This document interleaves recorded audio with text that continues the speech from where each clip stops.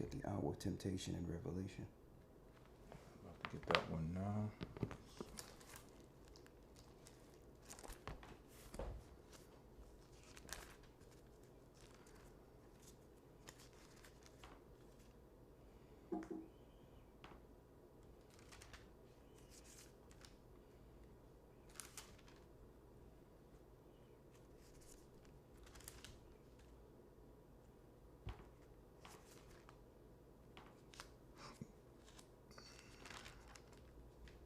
Yep, 3 and 10.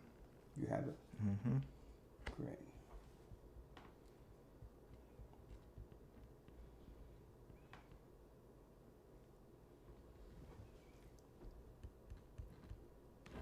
Yeah, I know.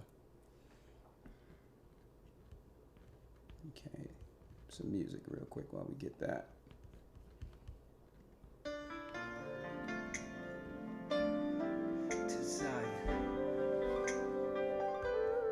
I was lost, but now I'm found. I'm a child of Israel. I heard the sound, hear the sound. Please give me the strength to stand today. With my eyes towards the east, show me the way.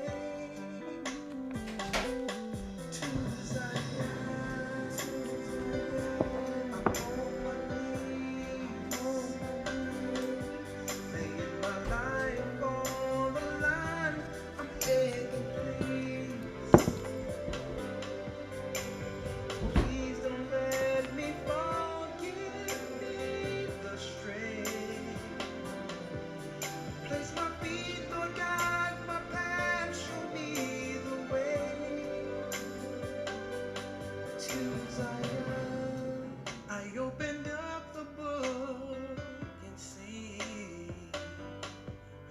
that the apple of your eye included me. And through the tribulation, I know I must stand. For a new heaven, a new earth, show me the way to Zion. I'm on my knees, laying my life on the line. I'm begging, please, please don't let me fall. Give me strength. Place my feet, guide my path, show me the way to Zion. I feel the Spirit calling me, drawing me back home. Oh, it's something with my family. I know it won't be long. One day you're gonna look for me, and I'll be gone home. Yeah, Israel is calling us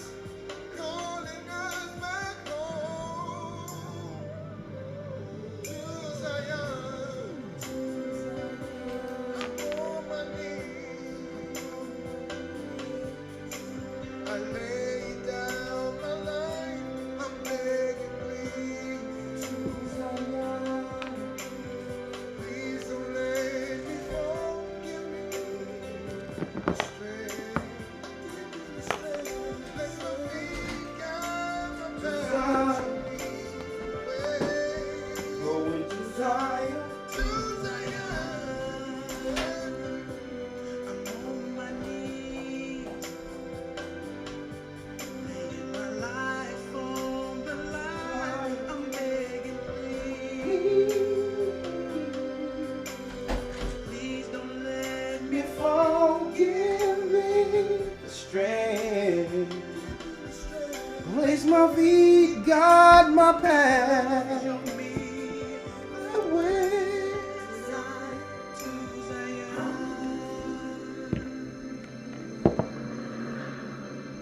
To Zion, to Zion.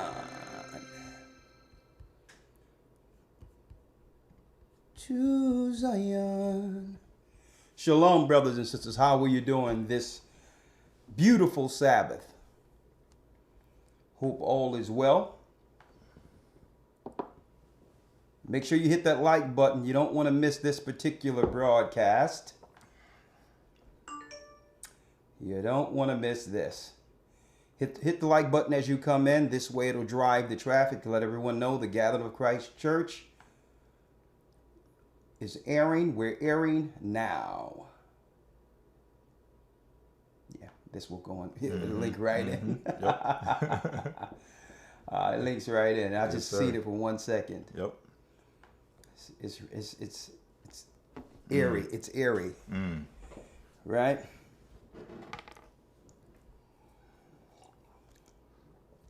All right, let's jump right in.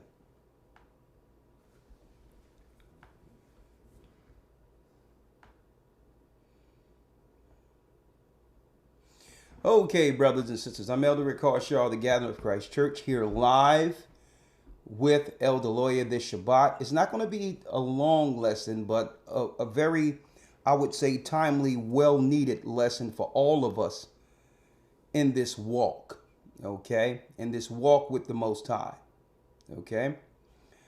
Make sure you hit the like button as you come on in, and we will begin. Make sure you have your Bibles and your Apocrypha ready. A real important lesson for today.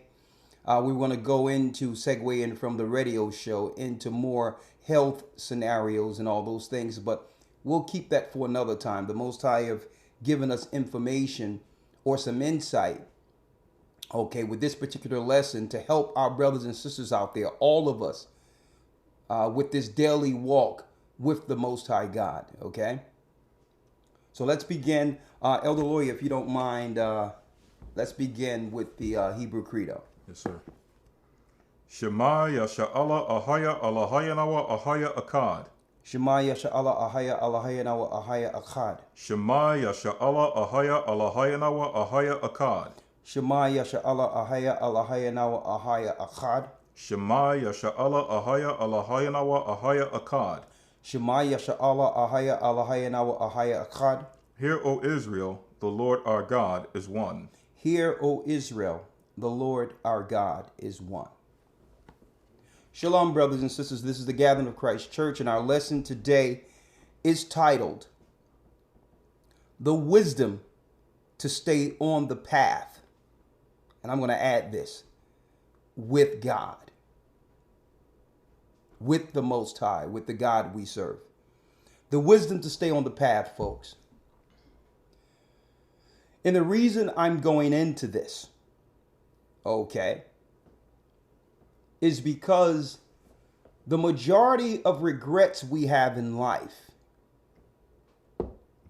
comes from us violating or ignoring our conscience. Okay, a lot of us knew what's right. The Most High gave us what was right in our minds to do. And regret comes from knowing we made the wrong choices through life. Okay? And that is before we knew anything about the Bible or whatever. There was always something working with the elect. A spirit. Like that angel on your right shoulder and the other one on the left shoulder. There was that angel or that spirit saying, no, you may not come back from this, but that temptation for that day had to happen. And I'm saying this because, and I'm going through this because all of us have our daily struggles. Okay? But sometimes we build ourselves a ditch so deep that we feel that, you know, after all the mistakes I made and the bad choices, there is no hope. Right? There's no hope. And now I have nobody to blame, no one to blame but myself. And that leads to even more what? You got it. Frustration, depression. So this lesson today is going to be not only for those of all of us who have made mistakes, but for the younger generation, the brothers and sisters out there who have access to all these choices that might lead downward, folks. And the whole thing is, it's about having the wisdom to navigate through serious situations where it's you and the Most High, no one else, and that choice. That choice usually happens alone. We're thinking alone before we go out and execute or do this or that. It's our alone time that leads us to bad choices. Also, when we mention things, or in the scriptures, when brothers and sisters go into the scriptures and they see the word wisdom, they don't know how to apply that, because that can mean many things in our society. Okay? Right? You look at wisdom as someone who's well educated. Okay? And think, well, I will never be that wise. Well, no, wisdom doesn't work like that. Wisdom works on every level. It's not anything that one cannot obtain. So what we're going to do here is use the word sometimes in this common sense. Okay. We've lost the knack to use common sense. And usually common sense comes in whether you know the truth, whether you read the Bible or not. You know that this decision you are about to make might be a life-changing mistake that would take you years to recover from. We just hope it works out. Right? And this is when we inject God ourselves and say, well, if God is with me, I believe that this desire is on me, because God wouldn't let me make a choice. So I wouldn't feel this intense want if God wasn't involved in this. This is what we use to actually muddy the waters and gray the areas before or while making bad choices. We excuse our choices by claiming God has something to do with it. So we need a common sense understanding with the Bible to know when it's the Most High in our choices or our own desires. Okay? And this lesson, the wisdom to stay on the path, is for all of us. Why?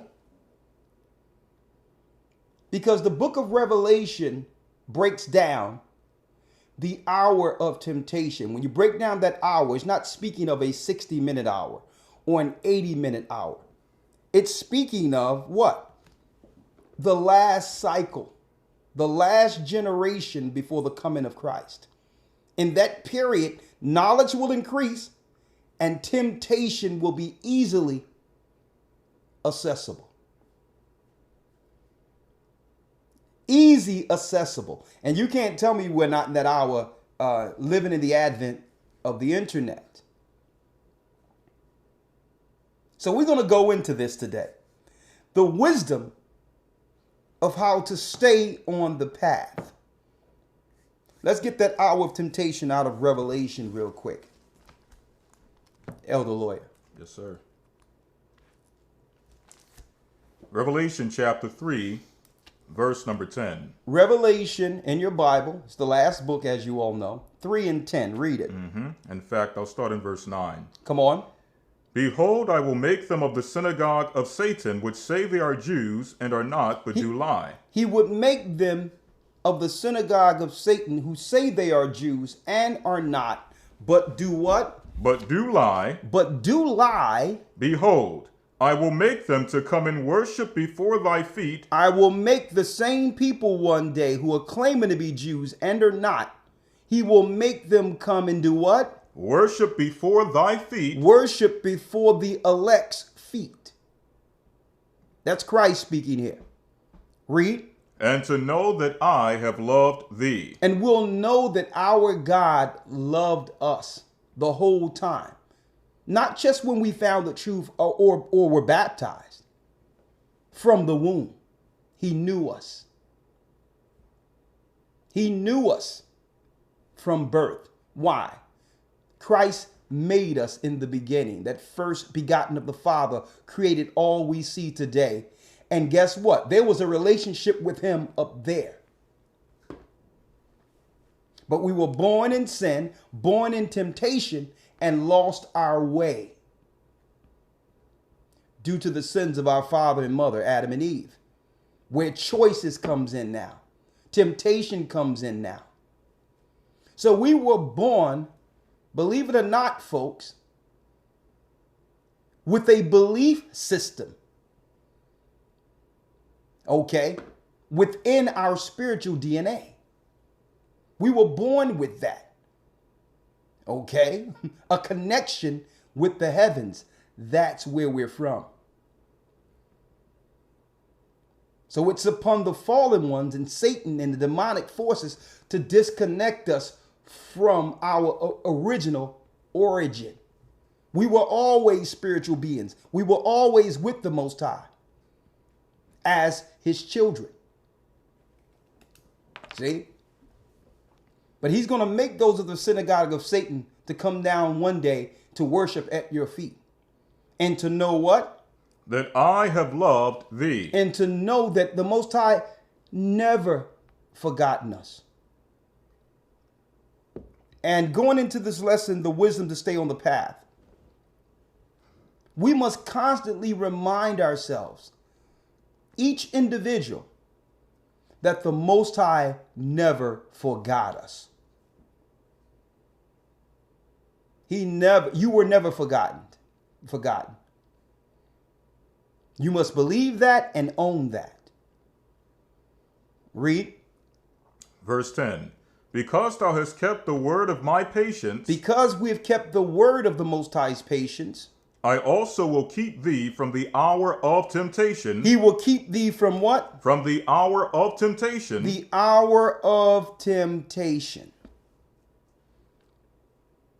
If we stay patient and persevere and abstain from sin, the Most High will give us what? Refuge from this hour. We're living in this hour of temptation where sin is readily available. You can get it 24 hours a day, anytime you want, by the click of a button.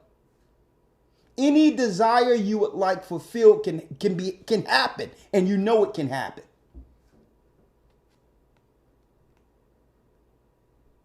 In this hour of temptation. An example, right now, you can be alone, bored, because of some of your choices, some of our choices. We're hurt from a scenario that we knew better because the Most High was in our conscience telling us not to do that. But now we're hurt because of it. And then through that, of course, one goes through the I don't care phase. I don't care phase. And through that, that's one of the most dangerous phases in this course, on this path. Because in that dark space, there's nothing for us to do but to go to Facebook or go to Instagram or go someplace and find someone who's actually dealing with in the same dark place with you. Y'all in the same space right now. Okay? To go there and try to find somebody. Instead of using that time to connect as a spiritual fasting period to get back on path, Satan will have that in the hour of temptation. Usually when you get there alone, that's the Most High saying, choose me. You don't have to go to Facebook. You don't have to go to Instagram. You don't have to find out what that girl doing or what that man's husband is, what that man's wife is doing, or vice versa. Someone saying I'm alone and this, that, and the other. I need somebody. Somebody in your likes. Somebody start chatting you up in your likes and all that. And you like, man, someone out there do care for me. Maybe this is God. Maybe this is the Most High sending this person knowing what I'm going through right now. See? But 9 times out of 10, it's not the Most High. You're in the hour of temptation. The Most High brought us down, put us in this dark place to do what? To have us connect. But Satan is like, no, I'm going to put connections in everyone's hands so that when they're in that space, they choose me. Because the Most High he's in that hour in which he's communicating with his people. So I need an interference when a person is in that dark place of temptation. So we're going to navigate through the Bible today to say, okay, I need the wisdom, the common sense to stay on the path and know, and to know when I'm all the way over the line to the degree in which I may never make it back. Okay?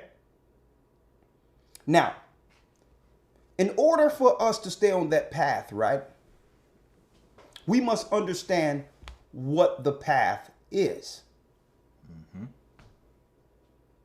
Right? If one is running a race, okay, there's a certain level of inherent, what you would call unnatural strength that'll kick in, knowing that there's a finish line. Right? If you didn't know there was a finish line, right, you wouldn't run the race. It's futile. But something kicks in when you're running a marathon, right? And you're running and running and running, and then you're looking at you're looking at the space that you've already chewed up by running, and you're saying, okay, let me kick in. I only have a mile left. Because why? There's a finish line. Brothers and sisters, every one of us was born in a race from our birth. And it doesn't matter whether or not you're an Israelite, whether or not you're a Gentile, whether or not you're in other nations. Everyone that's born in this earth is born with a finish line. Life, death. There's a finish line. So it's what we do within that race in itself gets us to our final destination. So that's why I wanted to talk about this today.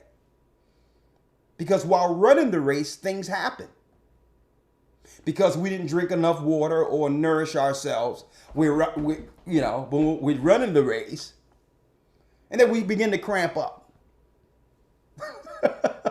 Right? Because we didn't prepare for the race.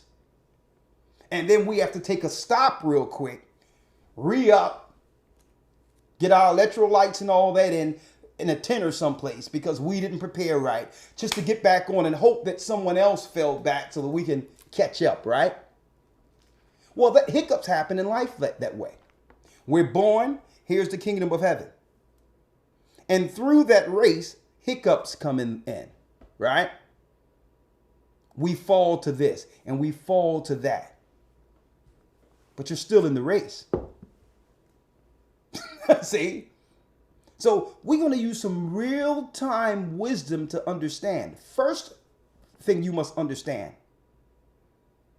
is the God who have placed us on the path. See? You must understand that God who have placed you on the path. Because he's the one who gives you the water, the nourishment. He gives you what's needed to make it to the finish line. See? Right? Elder Lawyer, what you have there? I don't know if you already have these in mentioning The race. No, bring it out. Yes, sir. 1 Corinthians, I have two. 1 Corinthians 9 and 24 through 27. It says, Know ye not that ye which run in a race run all, but one receiveth the prize?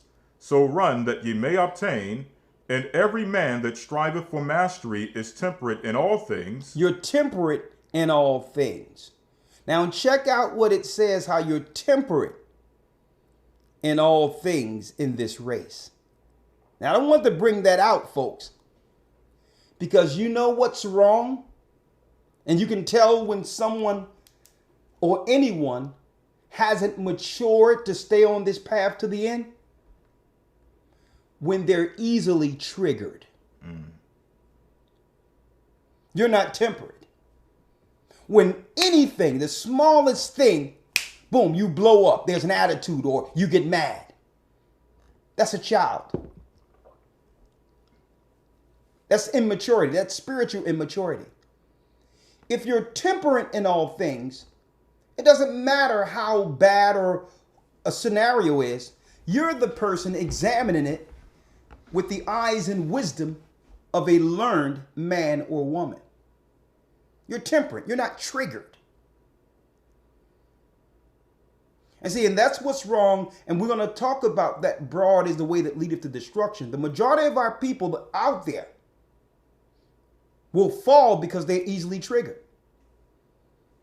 Like when you hear someone getting shot, a cop do this and cop do that, and then everyone is out on the street marching, saying we shall overcome and all that, because they're testing your maturity. They know that they can easily lead you into your own demise with one of these triggered media things. If you're easily triggered when you hear Donald Trump, oh, he's a racist, automatically you're dealing with an immature person. Right. Oh, he or she called me a nigger. Okay. I'm not triggered with that. Sticks and stones may break my bones. Now put your hands on me. Okay. See that? We can't be easily triggered, folks. You got to be temperate. And I'm saying this. The other day I was out, and I'm going to use an example. The other day I was out, and I went into, there's a vegan place right down there at 20th and Hamilton. Right? Where, you know, it's a vegan place right there in Center City. So I go there to get me a vegan veggie noodle. It's an Oriental place. In there is a guy who's a quote unquote, you can tell that he want to bolster himself as someone who knows something, speaking to a bunch of people and, you know, and ask me a question, even though I understand he was really trying to bait me into this conversation. Right? Because he's like this, you know, right-wing white guy, Hunt. You can tell he's one of these guys. And he says, yeah, so, hey, what do you think about Trump? And I'm looking at this guy. I'm like, I just went and picked up the mail. And I'm like, yeah, I'm going to take some noodles and I need that sauce or whatever the case is. He said, you, what you think about Trump? I'm like, hey, Trump is doing exactly what he's supposed to do. That's what I said to him. Huh? I'm like, listen, I'd rather, you know, he's not lying to people. He's exactly what everyone thought he would be. He says, well, I'm like, well, did he, you know, I was speaking politics with him, condescending with him. I'm like, well, not that I'm into politics at all, but Barack Obama told me everything I wanted to hear and did nothing. So at least I know what this guy is about. He's not lying. And then he says, don't you know that Donald Trump called this person an N-word? And I started laughing. And you should have seen the look on his face, because automatically this guy believed that I was supposed to be triggered. With his observation of how we react to everything. Right. See, but if I'm triggered, who has control? Who has the upper ground?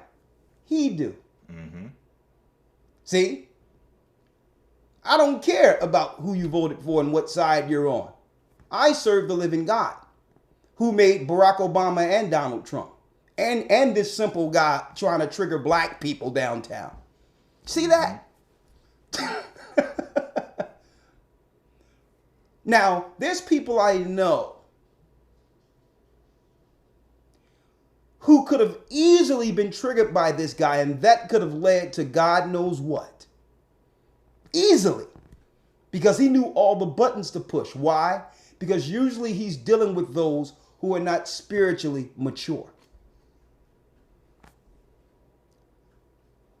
And I'm talking, and the Most High have to raise all of us to be what? Read that again.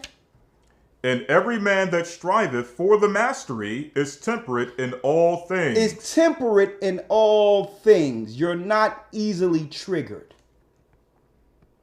Not to say that what someone is doing isn't affecting you. But you're dealing with those offenses maturely. You're thinking of solutions instead of having this person in control of you being out of control. Never lose control. See? Are you following me here? Come on. Now they do it to obtain a corruptible crown, but we an incorruptible. I therefore so run, not as uncertainly, so I fight, not as one that beateth the air. Listen, someone says, give someone credit. What he says, hold on. Give Barack Obama credit for fighting the Republicans. Listen, let me make it clear. The Republicans doesn't have control, neither does the Democrats. Okay? Politicians, folks, are ceremonial. These are people that they have in front of you to make you think that their constituency has a voice. That's it. They're just heads. They're just people.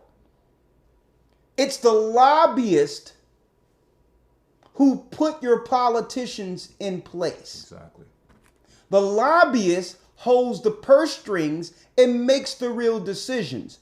You never seen the real person or the real people who are running America. You will never see them. You will never know them. So you understand why I'm not triggered about all this? I understand that these politicians are there working a job, and guess what? The lobbyists are signing the checks. So I don't know what job you worked for, but usually when your boss is signing the checks, you do the job description according to how he says do it. So the people are not making the decisions. The lobbyists are making the decisions. So I'm not going to be caught up into this whether or not Barack Obama was better than him, or because I understand that the lobbyist, believe it or not, folks, does the planning, the 4-year planning from one president to the next, regardless of party.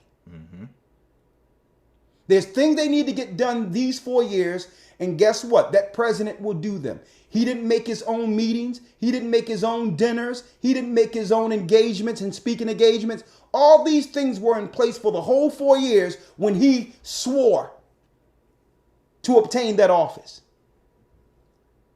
Somebody comes in, one of the secretaries come in and say, yeah, you have a dinner tomorrow. You have to be at this place tomorrow. Oh yeah, we have the NRA meeting tomorrow. All these things are already in place when that guy gets in there. Okay? So you can't trigger me. No one can trigger me with this Democrat-Republican garbage. It's to divide the people. Because if we are really one people in America, shouldn't there only be one party with one agenda for all of us?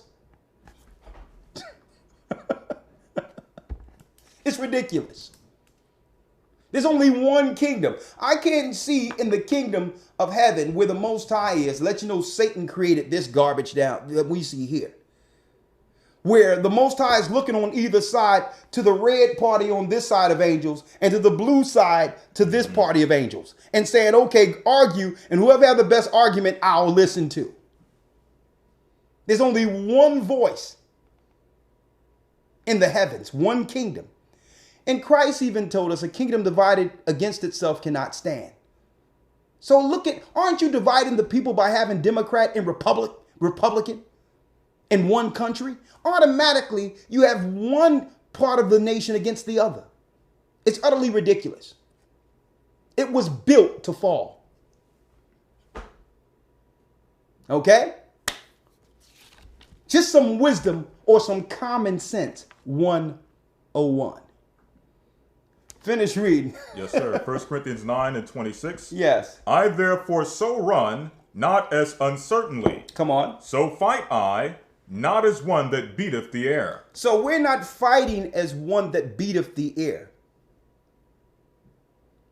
Okay. Some people just do things to bide the time, and they're just going on with life with no direction.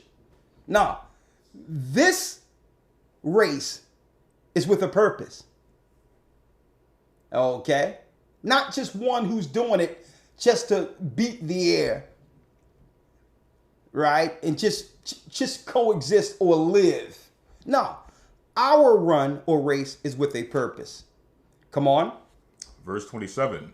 But I keep my body and bring it into subjection, lest by any means when I have preached to others, I myself should be a castaway. So he says he does what?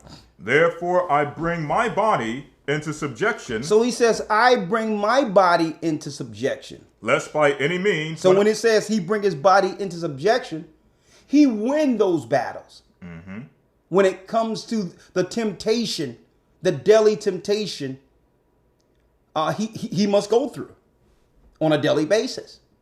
He says, listen, Paul even said, I understand that I have battles in the flesh that I must win so that, why? I can tell everyone else to do what's right and they'll make it, but myself will become a castaway. Right? So he says, this is not just for you all. I have to make sure to stay on this path also. Mm-hmm. And that's that race. Come on. Yep. What else you have, Brother Lloyd? Yes, sir. Hebrews 12 and 1. Wherefore, seeing we also are compassed about with so great a cloud of witnesses, let us lay aside every weight and sin that doeth easily beset us. So we have to lay aside the little thing, or that one thing, that sin that easily besets us. We all have one thing in us, right, that can easily lead us or tempt us to fall. Okay. If put in the wrong environment, we'll fall. Mm-hmm. See? Read that last piece again. Yes, sir. Wherefore, seeing we are compassed about with so great a cloud of witnesses, let us lay aside every weight and the sin that doeth so easily beset us. And we have to now lay aside that one sin that we know continually have us fall from one year to the next. Or sometimes what happens is we'll fall to that sin, time go by, and are faced with that same scenario, and you'll know it's that same scenario, and hope that a different outcome happens this time. But guess what? You'll never get back that 5 years you lost with that decision. And you're about to now suffer another 5 years during that same decision. It's as if the Most High over and over again will bring us back to that same point until we overcome that temptation and become spiritually mature concerning that sin. He'd be like, well, okay, go back another 5 years. Now you have to build your life all over again. You're at that same point. Now you're meeting that same person, but the person just looks different. Same scenario, and you are about to do it again. And the Most High is saying, remember that? You just recovered. You just recovered. And I'm giving you a test so that you'll know that that sin isn't worth it. Overcome this test and you'll be done with it. You can now go to the next level in this race. So life gives us tests. So the Most High will allow the tempter to come in and tempt you with that same thing again, knowing you should be mature enough after what you've gone through to overcome it. And then the tempter goes. He can't do anything with you anymore. See?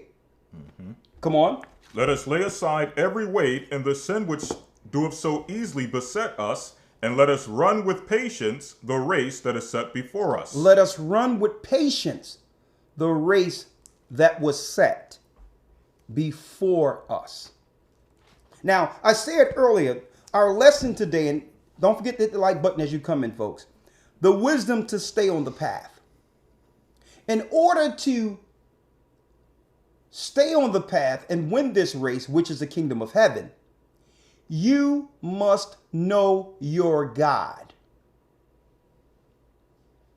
See, it's one thing for me to come out and just say, follow the law. Right? But how can I follow the law without the wisdom to know how to deal with the law like Christ dealt with it? Because if I follow the law without understanding that spirit, that same law can put me in bonds in which I'm unuseful. I cannot do certain things because I'm restricting myself from the world. Mm-hmm. When really the Most High is calling us into the world or to the world to bring people out. You understand? So, if you follow the law to the points of bonds, you're not useful to him. So there's a wisdom on how to deal with the law. So you must first know your God. You must know your God first, because he placed us in this race and put us on that start line, birth. Right? So we must know our God. Let's go to Jeremiah 10 and 16. Jeremiah chapter 10, verse number 16. The portion of Jacob is not like them. It says the portion of Jacob is not like them. That means the portion, our God, is not like the lesser gods that are worshipped on this earth. Right? Mm-hmm. Our God is not like the God of the Asians, or the God of the Arabs, or even the God of the so-called white man. Our God is different than their God. Mm-hmm. Okay? And I'm going to show you. See, you must know the God who have placed us at the starting line. He's not like them. So how is he? Who is he? What's required? How can I be accepted as his child and be rewarded according to his specifics? Right? Come on. The portion of Jacob is not like them, for he is the former of all things. First of all, our God is the former of all things. Mm-hmm. He made the gods, even the fallen gods that the Asians worship, that the Africans worship. I'm speaking of the original Africans, not the people you think are Africans. He made the God that the so-called white man is worshiping, the fallen one, Lucifer. He made him. Which means he comes with a higher standard. Now, there's things you can do and be excused for following those other gods. But this God comes with a higher standard. Okay? This is the God who set up equitable judgment. Okay. So our God is not like their God. It's our portion, he's different. Read. For he is the former of all things, and Israel is the rod of his inheritance. And Israel is the rod of his inheritance. Right? Which means Israel, the children of Israel, is an heir to all he made if we obey him. See, that gives me a whole nother level in following the law. Right? A whole nother level now. I get everything he made if I'm obedient to him. So a lesser God will come and say, you can partake of the tree of good and evil and be like gods just like us to understand both good and evil. What type of God won't allow you to indulge? Okay. Follow me. And I'll give you the desires of this earth, and you'll be fulfilled in the flesh, right? Within the time you're on earth. Right? That's the lesser gods. But our God comes with what? A promise for eternity. An inheritance to have everything the universe has to offer. Right? Now, someone comes with that deal.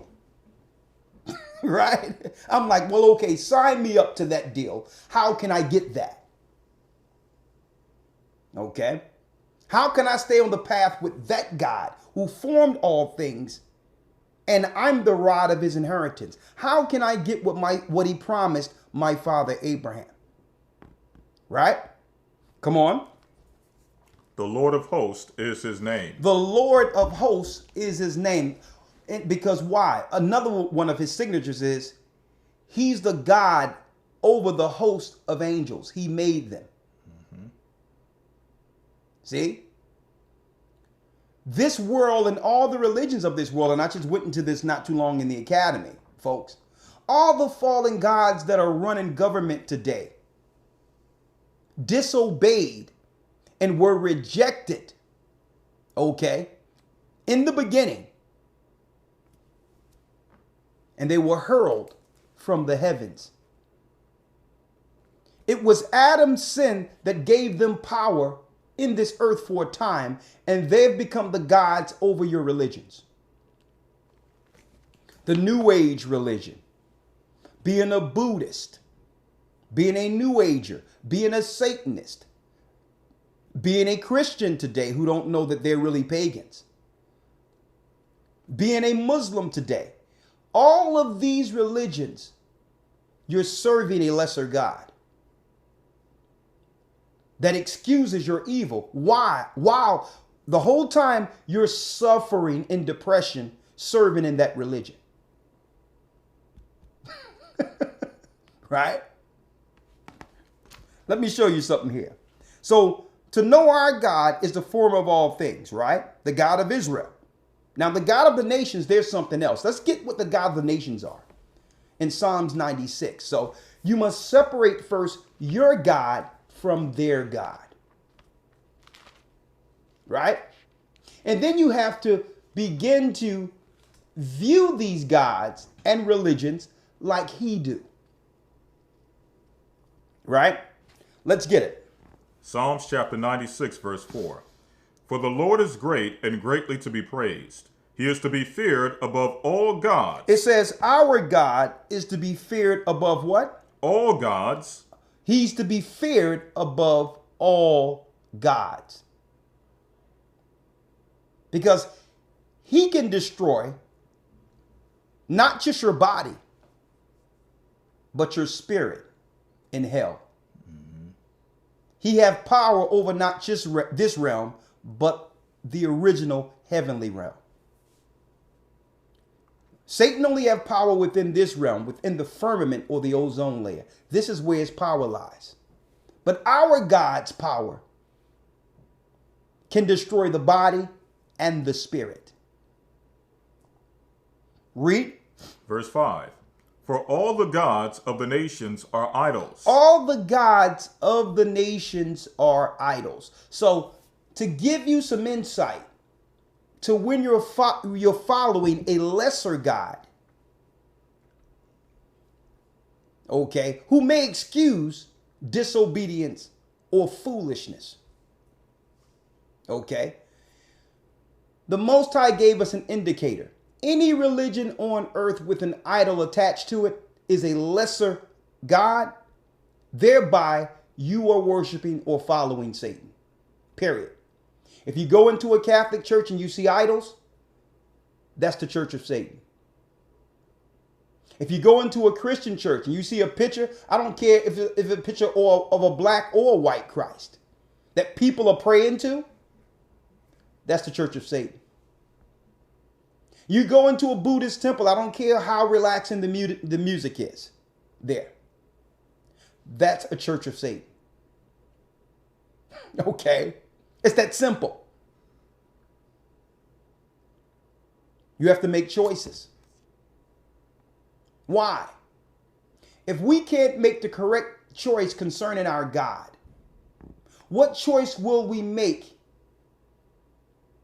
when we get to that pass road or that fork in the road where that choice is life or death? Which choice will we make if we don't know what God to serve first? See?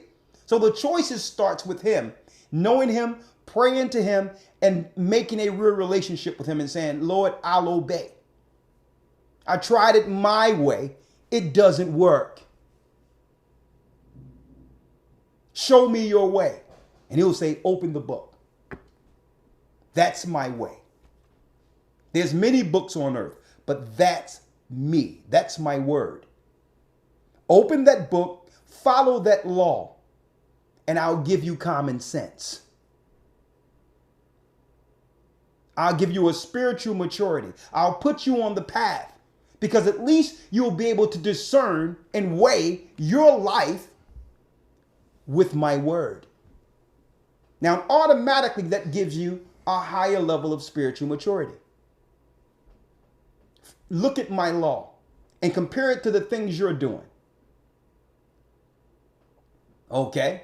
Look at where your actions have gotten you breaking that law. I'll forgive that. But today, choose which God you'll serve. See? Now you're at point A now. You're at the start now. Okay, let me run this race. I did it my way. It doesn't work, right? Finish reading, Elder Lawyer. Yes, sir. For all the gods of the nations are idols. They're what? Are idols. Are idols. But the Lord made the heavens. But the Lord, our God, the God of Israel, Ahiah, made the heavens. Right? Now, one of the greatest pushbacks we get, Elder Lawyer, is out of all the Hebrew Israelite groups and people out there speaking, even the so-called Jewish experts, if you hear the word Ahiah, you automatically equate that with the gathering of Christ Church. Because we exalt his name like the Bible says do. Why? You must know your God. We said for a long time that Yahweh is Jovi or Zeus, who Satan began to worship, who Esau began to worship once he lost his birthright. The God of Mount Seir is Yahweh or Baal. I got one for me and I have one for Lawyer. This is yours. It says, of Yahweh des Zeus is Jupiter. Now, we've been teaching this for a long time. They know that Yahweh is Jupiter or Zeus. What you see here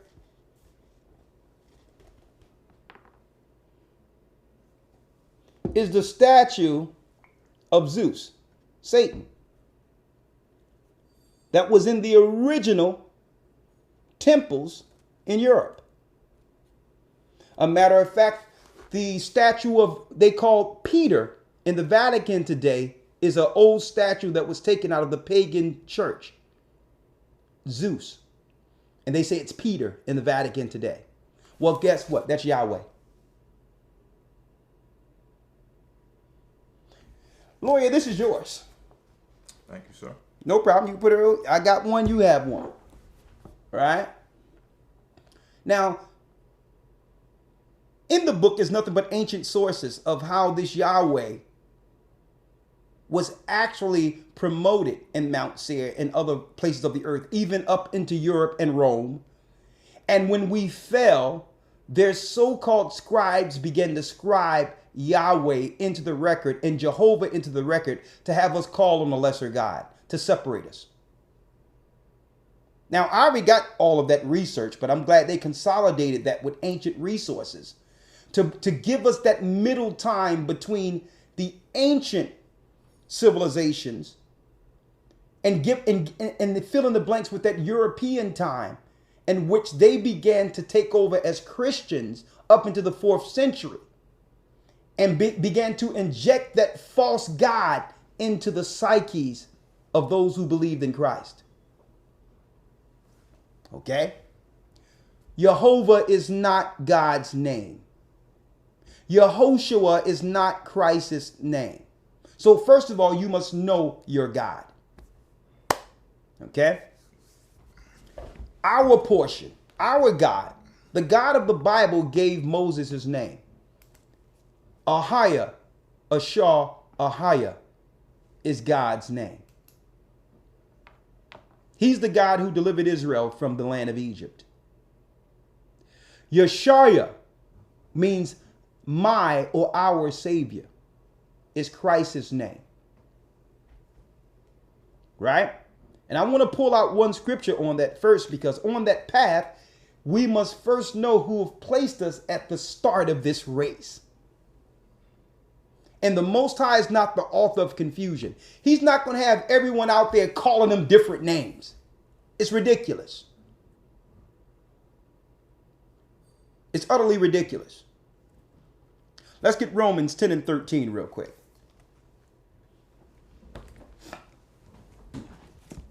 Romans chapter 10, verse number 13. Read. For whosoever shall call upon the name of the Lord shall be saved. For whosoever shall call on the name of the Lord shall be saved. So don't tell me the name isn't important. I need to know who's given the prize at the end of this race. I don't know about you. Read. Verse 14. How then shall they call upon him in whom they have not believed? How can you call on him in whom you have not believed? Now, for years under the Christian church, I was calling on Jesus. But there was no J's invented into the English language when Christ walked the earth. So that's an impossibility for his name to be Jesus. Jesus is actually a variant of Zeus. Okay? There was no J's. So it would have been impossible for the disciples and others to be casting out demons in Jesus' name. And see, people say, well, that's in the Greek. Christ wasn't a Greek. He was an Israelite. He was Hebrew. Okay? So that's another trick Satan used to have us call on a lesser God, knowing that there's power on the left-hand side in what they call the spirit of invocation, invoking a name of the God you serve for power. Come on. How shall they call on him in whom they have not believed? And how shall they believe in him of whom they have not heard? And how can they believe on a God whom they have not heard? So it tells us in the Old Testament that our God name is dreadful to the nations. Right? So wouldn't it be in Satan's interest to hide God's name, knowing that he is the adversary, that he's against Satan, and Satan is the adversary? Wouldn't it be in Satan's interest to try to eradicate or hide God's name from his people. So you think the synagogue of Satan is going to produce to you the name that freed the children of Israel out of Egypt? Are you kidding me? Right now, they are Pharaoh. The synagogue of Satan in this earth today is Pharaoh. You think they're going to produce the name in scrolls that will free the slaves? So know your God first. And I don't care how many people come against us teaching the true name of the Most High. There's a reward in exalting his name, even when this whole earth, including our people, are trying to extinguish it or try to downplay it. Well, it doesn't matter. It does matter, folks. Someone call you out of your name, you're triggered. Finish reading what you have. Yes, sir. The rest of verse 14. And how shall they hear without a preacher? Verse number 15. And how shall they preach except they be sent? As it is written, how beautiful are the feet of them which preach the gospel of peace and bring good tidings of good things. Read that last piece again. Yes, sir. Verse 14. How then shall they call on him in whom they have not believed? Come on. And how shall they believe in him in whom they have not heard? And how shall they hear without a preacher? And how shall they hear without a preacher? So it tells us that the end days, because Christ and the disciples began the beginning of what we call the end times. Part of the gospel was what? A preacher must teach you because the name has been what? Erased. Read that last piece again. How shall they believe in him in whom they have not heard? And how shall they hear without a preacher? How shall you hear the name of God without a preacher? Read. Verse 15. And how shall they preach except they be sent? And how shall they preach except they be sent? So Christ and his discipleship was sent with the name of God, the name that's above all names. Read. As it is written, how beautiful are the feet of them which preach the gospel of peace and bring glad tidings of good things. Who bring glad tidings of good things. So now that we know the name of the Most High in Christ, there's another attribute that we should know about our God. Let's go to James 1 and 13.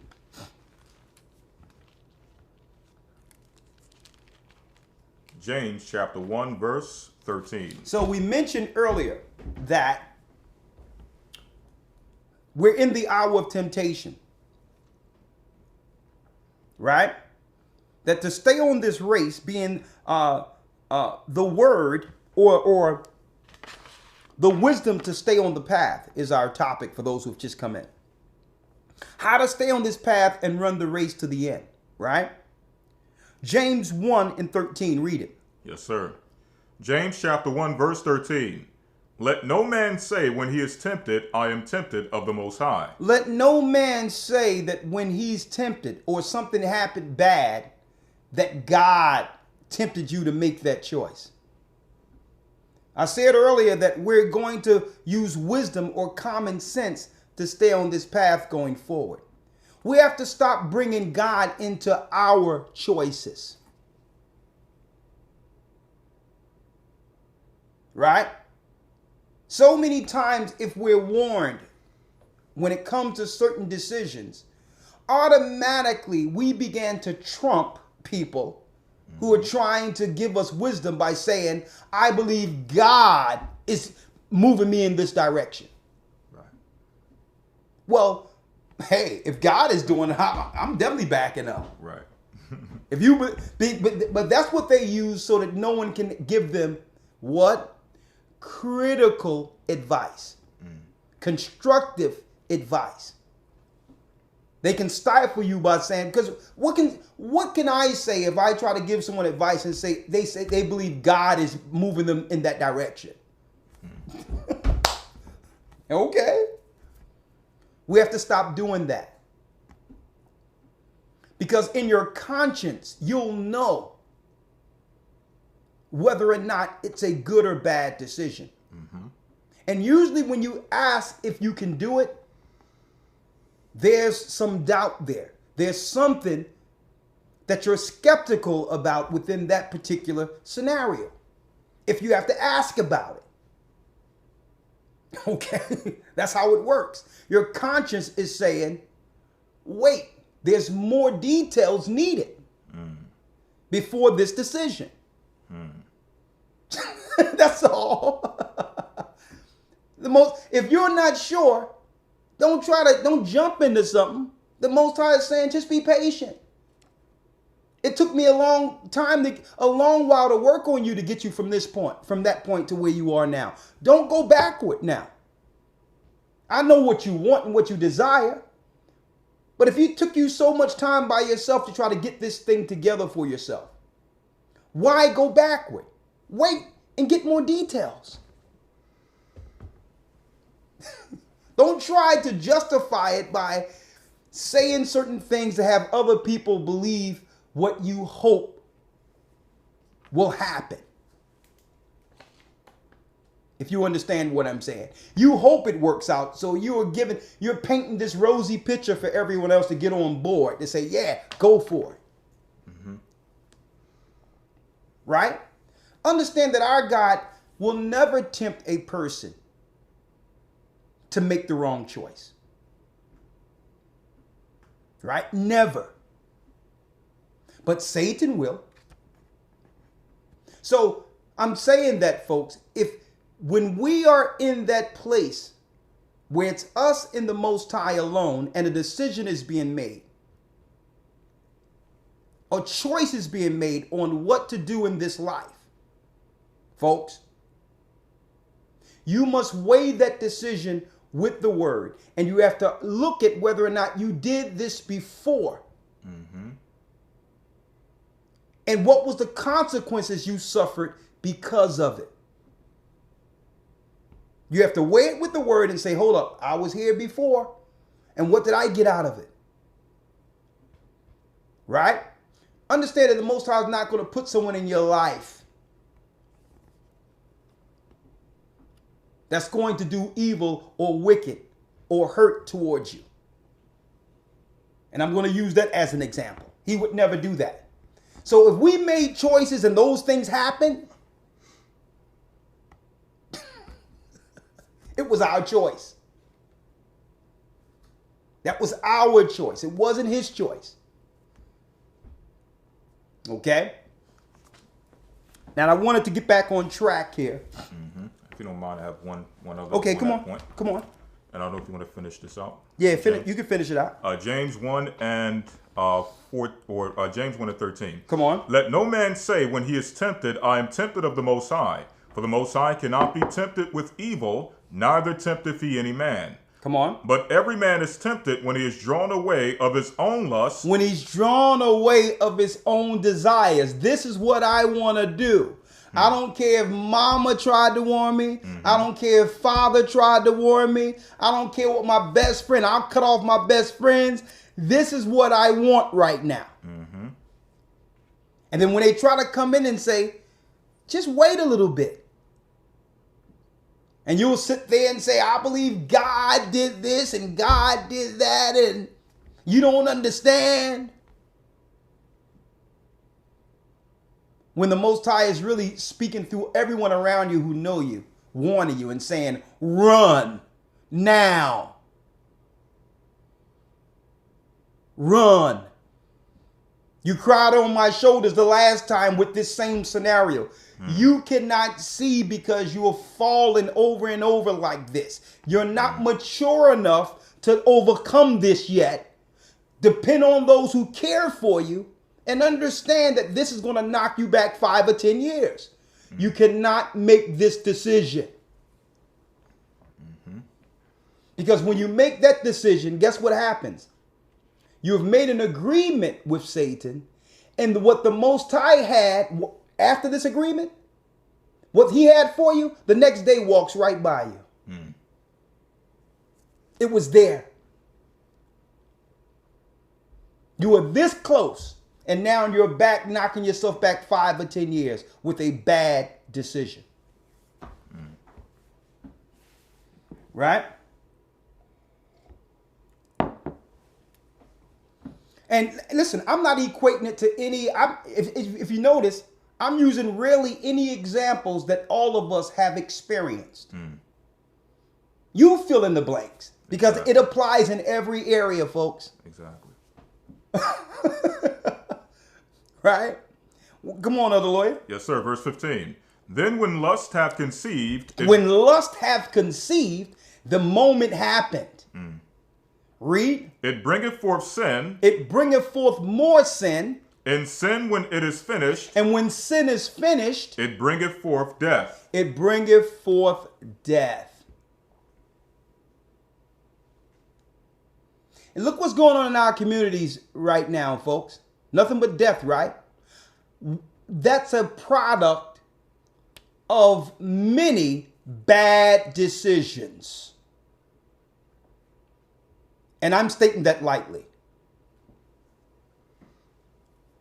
The majority of the decisions we make are impulsive, like children, without understanding the grave consequences they'll have on the future generations. The Most High is saying, no, you can't be impulsive. One must be patient, like I'm patient. With patience, possess ye your soul. You can't be impulsive. You can't be tempted into scenarios because at the end of the day, these people that are edging you to do something are not going to be there through the whole fall, and they're not going to repair your whole life to the point, where you can see straight again. You'll fall and they out. They're gone. Right? So we can't be impulsive, but patient in this race. Right? What else you have as a lawyer? Yes, sir. Continuing on that point, this is Sirach or Ecclesiasticus 15:11 Yes. through 17. Yeah. Say not thou, it is through the Lord that I fell away. Don't ever say it's through the Most High that you fell away. Try to blame God. Read. For thou oughtest not to do the things that he hateth. Because we knew better. But we made an excuse to fulfill the lust of our flesh. We knew better. See? Come on. Verse 12. Say not thou, he hath caused me to err. And don't say it's the Most High that calls you to err. Never that. Come on. For he have no need of the sinful man. Because he has no need for the sinful man. He gave us the law, folks. He gave us the law and said, you were supposed to measure the requirements of your requirements with me as far as this path was concerned. And how many times it happens where the fall happens and something grave happens and we say, well, God works in mysterious ways. And he's like, what? I had nothing to do with this. What God are you talking about? No, don't try to bring the Most High in. The Most High is clear concerning his law and the requirements of those who serve him. Read. Verse 13. The Lord hateth all abominations, and they that fear the Most High love it not. The Most High hate all abominations. Anything unlawful, the Most High hates. So you can't make a choice to do what the Most High hates and try to bring him in to excuse your choice. That's your choice. These are our choices. He's like, listen, don't try to equate me with sin at all. This is going to say that. Come on. Verse 14. He himself made man from the beginning and left him in the hand of his counsel. Come on. If thou wilt, to keep the commandments and to perform the acceptable faithfulness, he have set fire and water before thee. He have set fire and water before thee. He's talking about what? That path. Because in the middle of that fire and water is a path. Read. He have set fire and water before thee. Stretch forth thy hand unto whether thou wilt. Come on. Before man is life and death, and whether him liketh shall be given him. So in other words, the Most High put both before us. So you have to choose one. And whatever you choose will determine your path. And what's deep in you bringing that out, Elder Lawyer, is this. The majority of life choices we make leads to either one or the other. There's no in between. There's no middle place. The majority of the choices we make will lead to life everlasting or death. Right? And I can, I'm looking, I see online and I see some of the things and sometimes I try not to let that affect me negatively. Seeing how our people perpetually is living the curse, and as a result of it, our children are suffering in these communities. We make a choice with a person that there's red flags all over the place concerning this person. And the example I can make, just one small example. I said I'm going to use one example. You will meet a person. You will meet a guy, and this guy has children all over the place. And for some reason, you will think what he did to those other women is not going to happen to me. Or vice versa.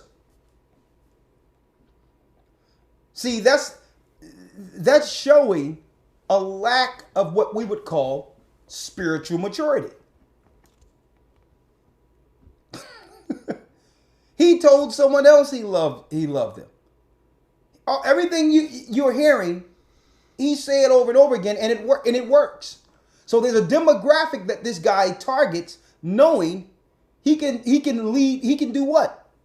Do what he's doing. But at the end of the day, what happens? That child grow up dysfunctional and becomes a terror within our communities, with no one to guide him and give that child the wisdom that was needed. And that be that young man who could have grown up and became a prophet, a teacher, something constructive, something right. That choice, you didn't see it at that time, was leading to death. Because you brought that one guy in the community, 10, 15 people are dead now by the hands of your son.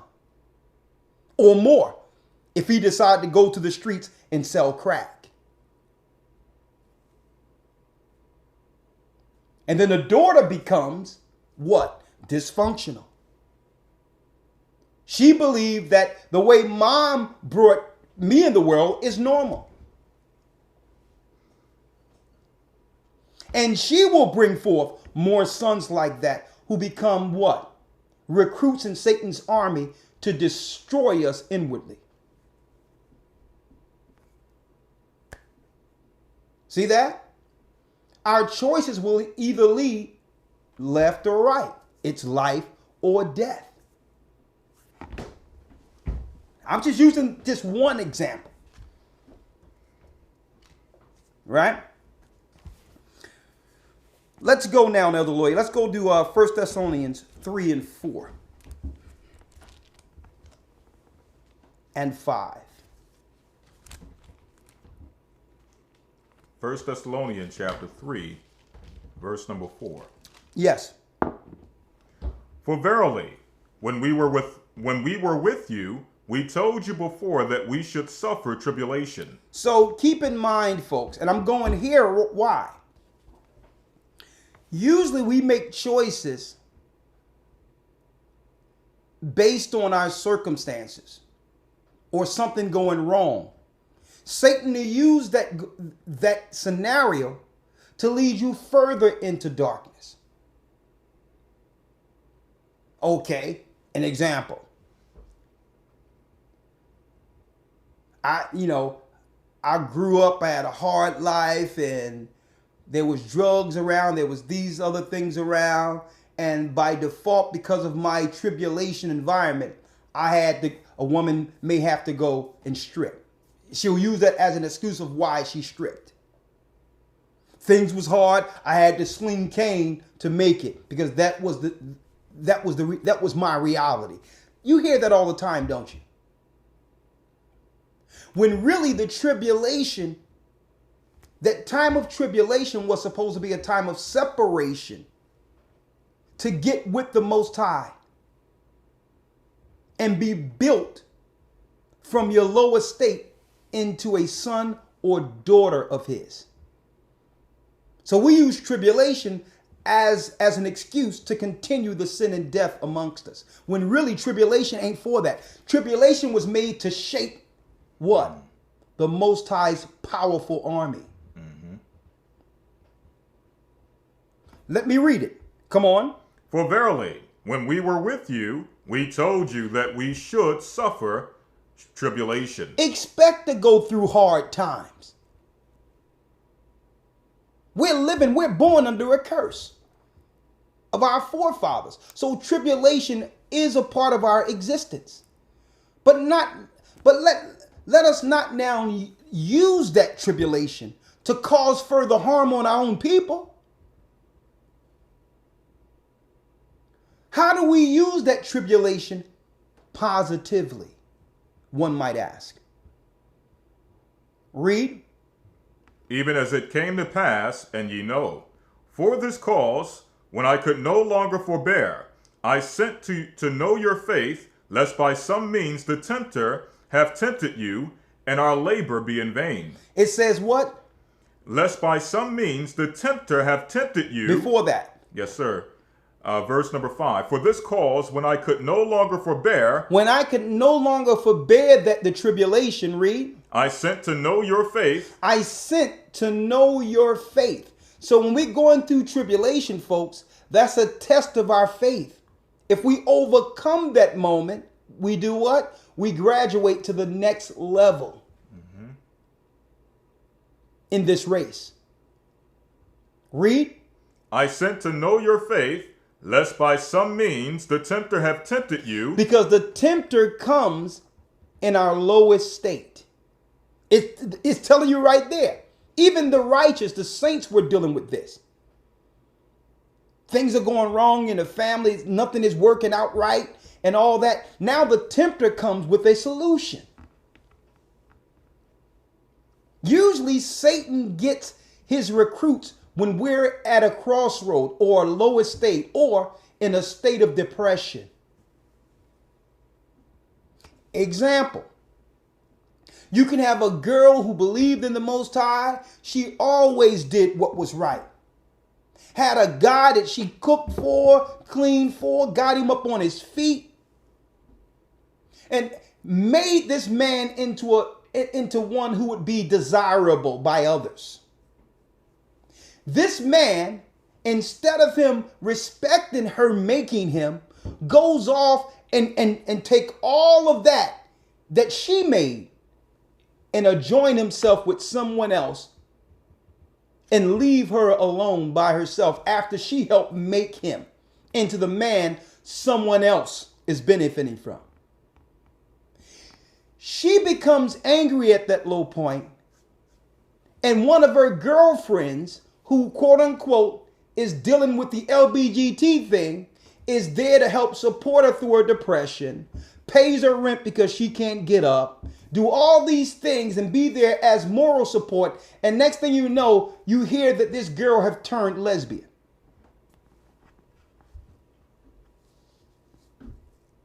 I'm just using an example. And guess what, brothers and sisters? That example is so prevalent in our society. These girls weren't like that. They're not like that. But Satan comes in at their lowest point of vulnerability and turn them That time of temptation when she could have looked at that scenario at that point of tribulation, right? And looked at it like, you know what?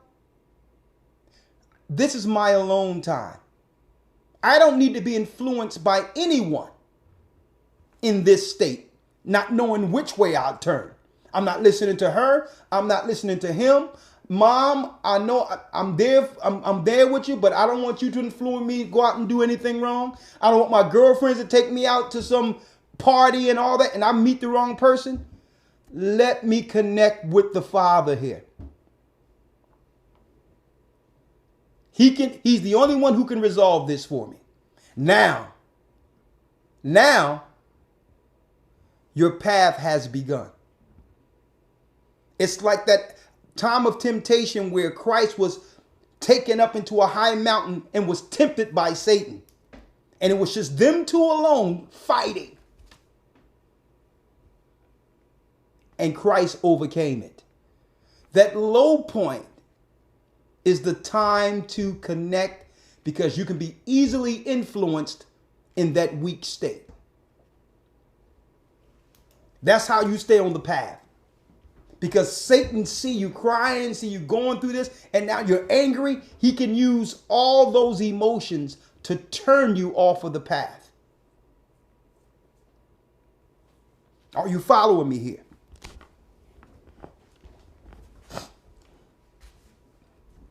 Right?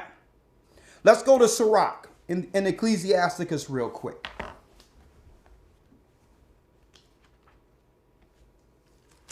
Sirach chapter 6, verse 1, or verse 2. Come on. In fact, I'll start in verse 1. Instead of a friend, become not an enemy. The Bible says, instead of a friend, become not an enemy. So, as much life within every person, be at peace with all people. And it doesn't matter what race they are, folks. See, when you graduated to temperance, you're not easily triggered. A man of wisdom or a woman with wisdom can get along with anyone. Okay, because that's how Christ was. Right? Read that again. Instead of a friend, become not an enemy. Become not an enemy. You can't be out there because someone look a certain type of way or they disagree with you or whatever the case is. It's, well, I don't want nothing to do with you. Okay. That's not smart, folks. We can't just be cutting people off because they don't agree with us or don't look like us. Right? So we're not going to make any enemies. Guess what? I can have a difference of opinion with you and it's okay. All right. Because your opinion don't influence my path. I'm still good with my connection with the Most High on this path. We have a difference of opinion. Okay. One day, how many times on either side you were right or wrong about something, and then life experiences had you understand that you were wrong on that, and you came back and said, you know what? You were right. I was wrong at that time because it wasn't my time to see it yet. So we get to this point of being headstrong in a moment, making enemies because people disagree. Because someone disagrees with you. Okay. It's not the end of the world. I'm not going to make an enemy. We may one day need each other. And this little spat or disagreement isn't worth us losing a relationship. Right? So instead of a friend, you don't have to be all buddy-buddy with people.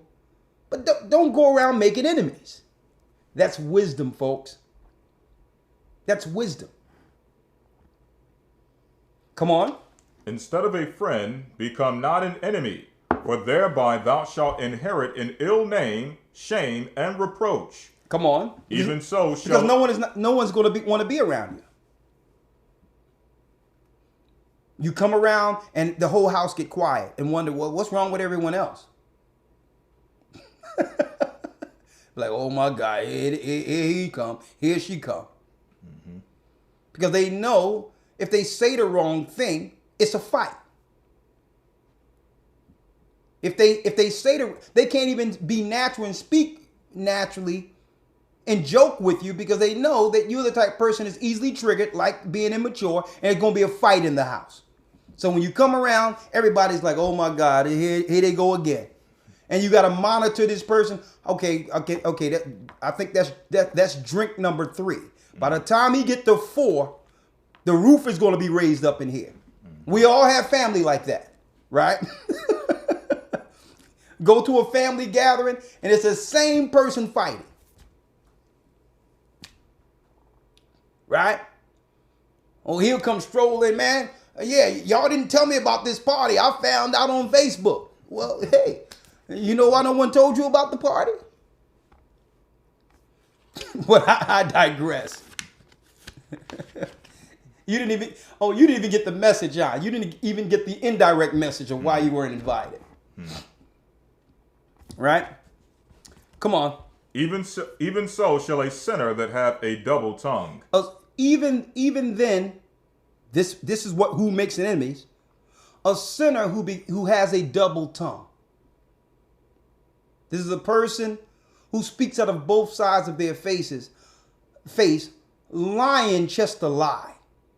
In instances where you don't even have to lie. To be the center of attention, they'll come and make something up in social gatherings. How many of you people you've seen like that? Just lying just to lie. We can't be those people. Okay. Come on. Verse 2. Extol not thyself in the counsel of thine own heart. It says, extol not thyself in the counsel of thine own heart. Right? That means you have convinced yourself of something without weighing right from wrong according to the word of God. I've seen people formulate opinions, and then when they come out with, not only that, they acted on these opinions as if the opinions were fact. You will formulate something in your mind, without verifying whether or not it's right or wrong. And now you've done all these things off of a thought, off of what you convinced yourself of. I don't think she liked me. Did she do something to you? Well, no, I just, when it seems like when she comes around, she says hi to everyone else.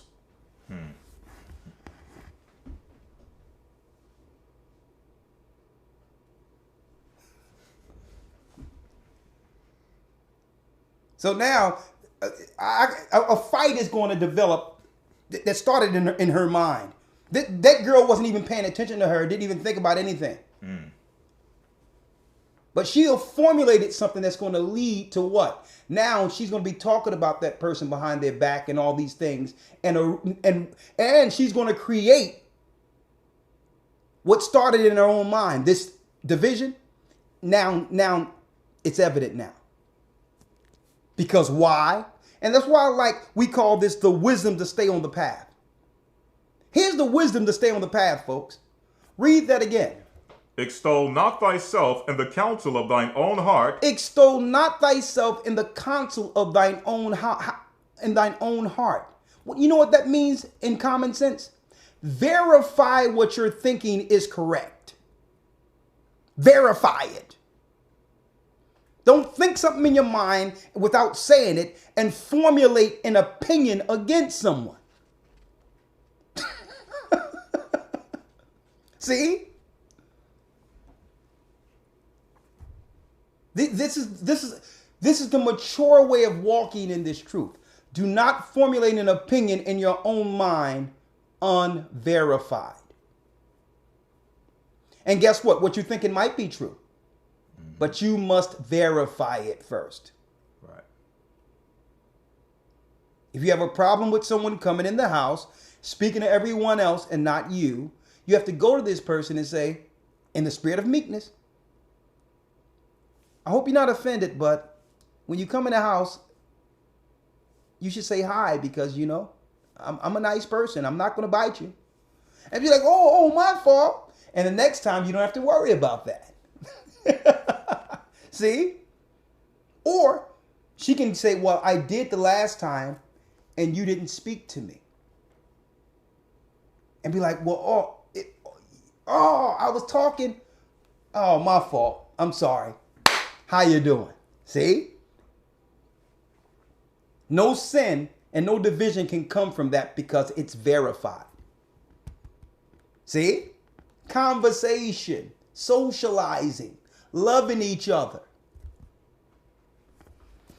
The wisdom to stay on the path. Come on, other lawyer. That thy soul be not torn in pieces as a wild bull or as a bull straying alone. Because why? If you don't verify and begin to make up things in your mind, you will be what according to scriptures? As a bull straying alone. You'll be like a bull straying alone. When someone is continually confrontational in every setting, is what the Apocrypha is speaking of right here. They're easily triggered. There's a fight, all of that. How many of you would like to invite a bull to sit on your couch? Okay? And have a glass of wine in a social setting with you. Mm-hmm. It says, if you don't know how to socially interact by having your brain or your mind be your worst enemy, eventually you're going to be left alone with your brain tormenting yourself like a wild bull straying alone. And Satan will actually work with you and make you believe it's everyone else. And here's one of the favorite terms used in these settings. People just don't understand me.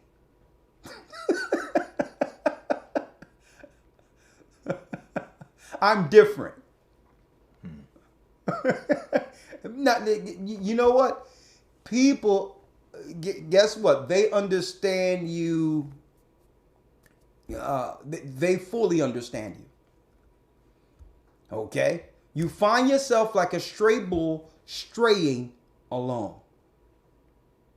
Okay? That's the Apocrypha. This is the wisdom on how to stay. If you want to be able to interact and build with the people, you have to know how to socially interact righteously without every time we come together as a people, there's always an offense or an argument or there's a problem in that gathering. It's because we don't have common sense social skills according to the word. Right? And that's what we're learning to stay on the path here. Now,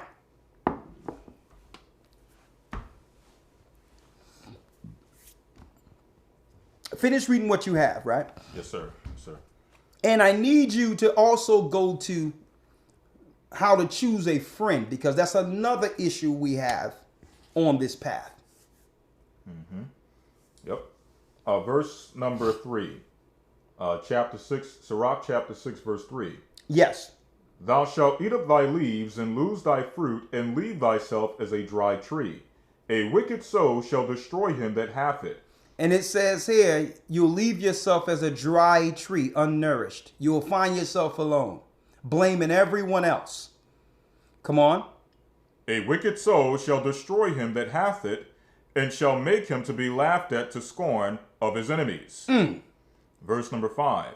Sweet language will multiply friends, and it says what? Sweet language will multiply friends. Sweet language will multiply friends. So if you have one who's a loner, who's always by themselves and all that with little friends, right? Not to say, because some people are just recluse. That's an anomaly in this example here. I'm talking about a person who interacts with people but still find themselves alone. Right? Read that again. Sweet language will multiply friends. But you have to watch how you interact with people. Not being abrasive with your tongue. when you speak, it's less congratulating and more complaining.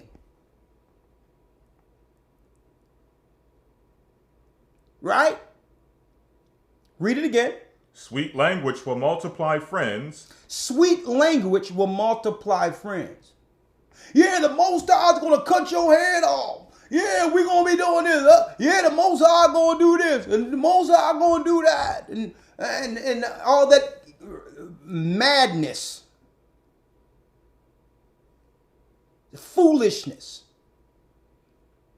When Christ spoke as a man in authority with wisdom, people loved Christ when he spoke. Not being abrasive and offending people with your tongue. Guess what? A pugilant child operates like that. Right? Come on. Sweet language will multiply friends, and a fair-speaking tongue will increase kind greetings. It says what will increase kind greetings? And a fair-speaking tongue will increase kind greetings. A fair-speaking tongue will increase what? Kind greetings. Kind greetings. You get back what you put out. You reap what you sow. So if you're kind to others, that kindness will be in return. Wisdom on how to stay on the path, folks. We can't be walking around like walking what you would call government conspiracy theorists, where everything we look at, we say the government did this to my food, or the government, you understand? It's okay to know about that and warn people of it, but you can't go in someone's house and say, get this out of your house, or every time someone speaks, you segue it into nuclear missiles. Right. You have to learn to have a normal conversation and condescend to the lowest level until those conversations, are needed. Mm-hmm. There's a time for all things under heaven, and you have to understand you can have a good idea in bad timing. Okay? Every place you go, you can't point out what people are doing wrong. No one is going to be around you. Right? Mm-hmm. Now, I can show an example. I have, like, to show you from whence, because these are growing curves here, right? Because I can look at when I first got the truth compared to now. I've learned how to temper this with the wisdom that comes with walking in it for a while. I've sat across from a table at the same table where everyone is eating clean food and someone at the table is eating pork. Right? And they know my beliefs, they know all that. They know what I believe in and all that. And you know what? But I know this person is a great person. Great person. And I'm like, man, I'm glad the Most High have moved me to where I am right now, because I would have totally dealt with this person differently 15, 20 years ago. Totally. But you know what? He's on, or she's on, their race. They're on their path. That's right.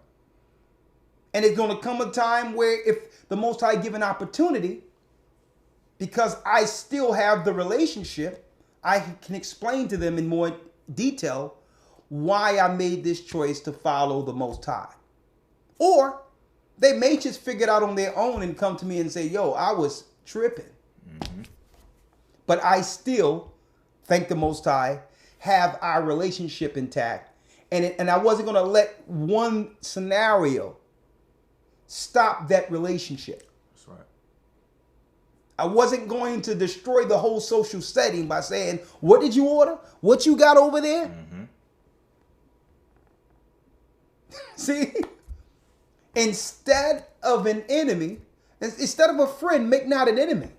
I'm not going to embarrass someone in a social setting because they don't know the dietary law yet.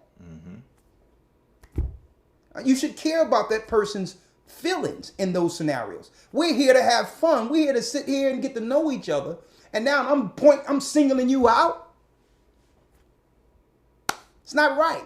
But 15, 20 years ago, that social setting would have been blowed up immediately. I'd have been in one restaurant and they would have been in another restaurant.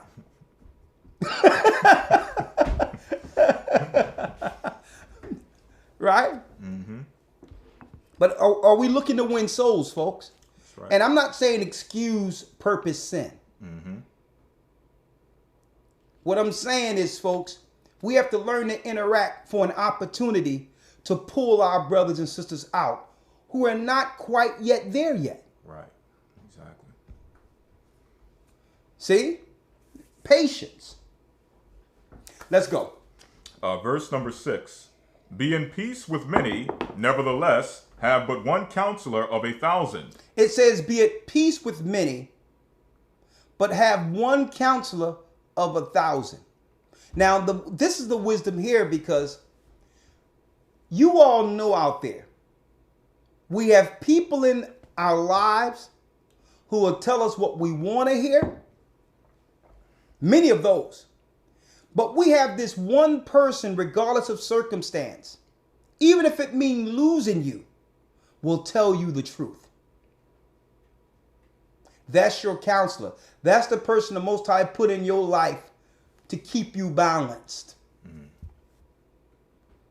When it's sin you want to do, you go to the people who just will do it with you or excuse you and say, "Oh, don't worry about it. We all go through things." Right. That's your hell buddy. Okay. That's your hell buddy. But the Bible is talking about the one person that you're afraid to tell things to because they always shoot straight with you. Mm. The Bible says you have to have one of those. And usually if a person is a habitual sinner, they have made that one person who would tell them the truth, they've already made that person their enemy. Mm. Because they were honest with them. Mm. You better go and get that brother or sister back. You don't need a lot of yes people in your life. You need a person, at least one person, who's going to say, "Listen, you ain't going to come around here like your stuff don't smell. I'm going to tell you the truth." You need that one person in your life, folks, to stay on this path. You don't want a bunch of yes people who excuse your behavior around you. You'll never grow with these people. You need that one person. And guess what? Some of us had that person, be it mom or dad growing up and they passed over. But there's other people. The Most High usually replace that person with someone else in your life who will be honest. Find out who that person is and make them your friend again. Read that again. Verse 6, Sirach 6 and 6.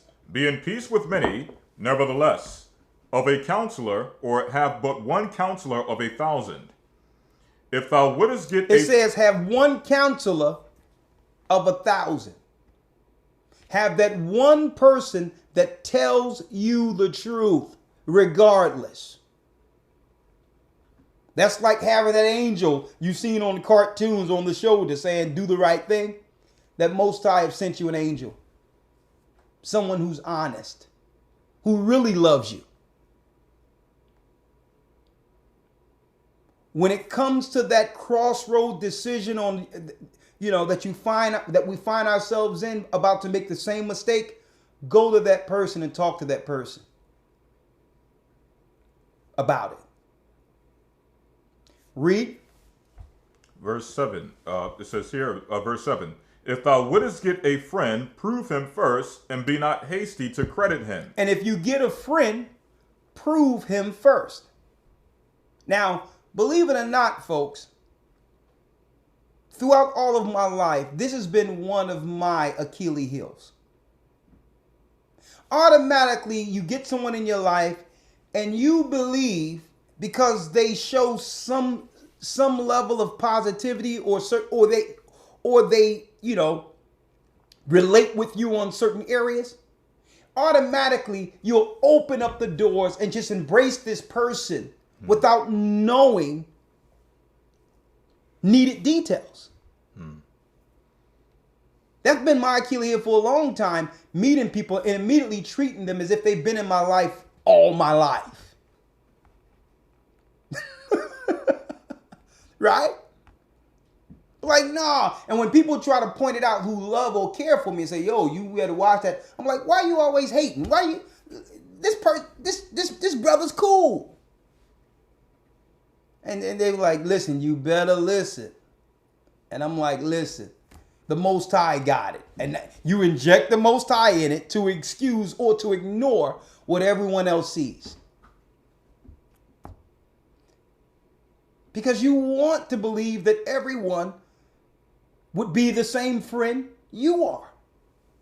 You would like to believe that. But it's not so. It's not realistic. And that's a shame because it should be. So the wisdom scriptures give us what you would call the scale to weigh things on before jumping all the way in. Right? You weigh things and then you jump in. That's what wisdom does. Wisdom have you go back and look at it constructively and critically outside of our feelings or how we hope things should be. See? Read it again. Be in peace with many, nevertheless, have but one counselor of 1,000. If thou wouldest get a friend, if you get a friend, prove him first. Prove that person first. And when it says friend, folks, a lot of you think of, well, my homeboy growing up, or sisters, my homegirl growing up. But this applies first to your life friend. The person that you will marry for the rest of your life. It applies first to that. Mm-hmm. You just can't be meeting some people and think that because you both are Libras and simple stuff like that, and yeah, he's a Capricorn. No. You can't be just meeting a person and think that this is the person you're going to be with the rest of your life. Mm-hmm. Only children thinks like that. That's a fairy tale. You got to prove this person because you're bringing them into your private space with your loved ones, with people that you are responsible for protecting. This is a stranger here. I don't care how good they look or what. That's a stranger. Stranger danger. So you got to prove that person first. Being guarded. You got to have a guarded protection in front of you where that person worked their way into your family, where they are saying the right things concerning him or her. And then you still have to be guarded. Right? And it's speaking of your life friend first. Too many times we let infatuation or how someone looks or how someone is shaped cloud our judgment concerning a friend. Come on. Verse number 7 or verse number 8. For some man is a friend. And I'm going to tell you this. Someone who have liked you on Instagram or Facebook for 2 months straight isn't a friend. Mm-hmm. And I don't know what it must be. I don't know what it is. Maybe we're void of. Maybe there's some shallow thing in us which say, I need this amount of likes to feel socially accepted. I would never understand what's up with this like button on Instagram or Facebook. I mean, I don't have either of them. Maybe that's why I don't realize it or know it. But I heard it looked like they was about to go tip over the White House when Instagram was talking about taking away the like button. I'm like, boy, that's what you need, a digital or what you would call a cyber acceptance from the outside of you to get fulfilled, to have some level of fulfillment. Come on. Verse 8. For some man is a friend for his own occasion. It says, show a friend, right? Try a friend, because some is a friend for their own occasion. And I'm going to say this especially for sisters. You have to be careful. Because why? Sisters are emotional creatures. And they tend to let their emotions lead in decisions. Right? It's like this. If there's a guy you meet and he don't have a place to live and he's just telling you he's just in between situations right now because his baby mama or someone didn't understand what he was going through, but yet you think he's cute and you got a house and you got your children up in there, you better not let that man up in your home. Okay? This guy is used to sleeping on other people's couches. Okay? This guy is used to living on the lam. He need a place to sleep and spread his seed before he go find another couch in bed. And see, and guess what? That's abnormal. No real man is going to feel like a man being taken care of by a woman. That's not a man. So I know sisters are saying there's no good men out there and all that. Guess what? How many times we've probably missed that man having that guy there who's no longer around. And I'm saying this, brothers and sisters, because the Bible tells us, the Apocrypha tells us, you gain much wisdom through travel. And I was able to speak to some of the people in the Middle East while living over there. And I noticed that there's an inordinate number, to some degree, of single men. Now, that's an anomaly to me. I'm like, it's the reverse in America. But it's not that they choose to be single. So I was asking this Arab guy, what's up with these single men? And they was like, listen, in our culture,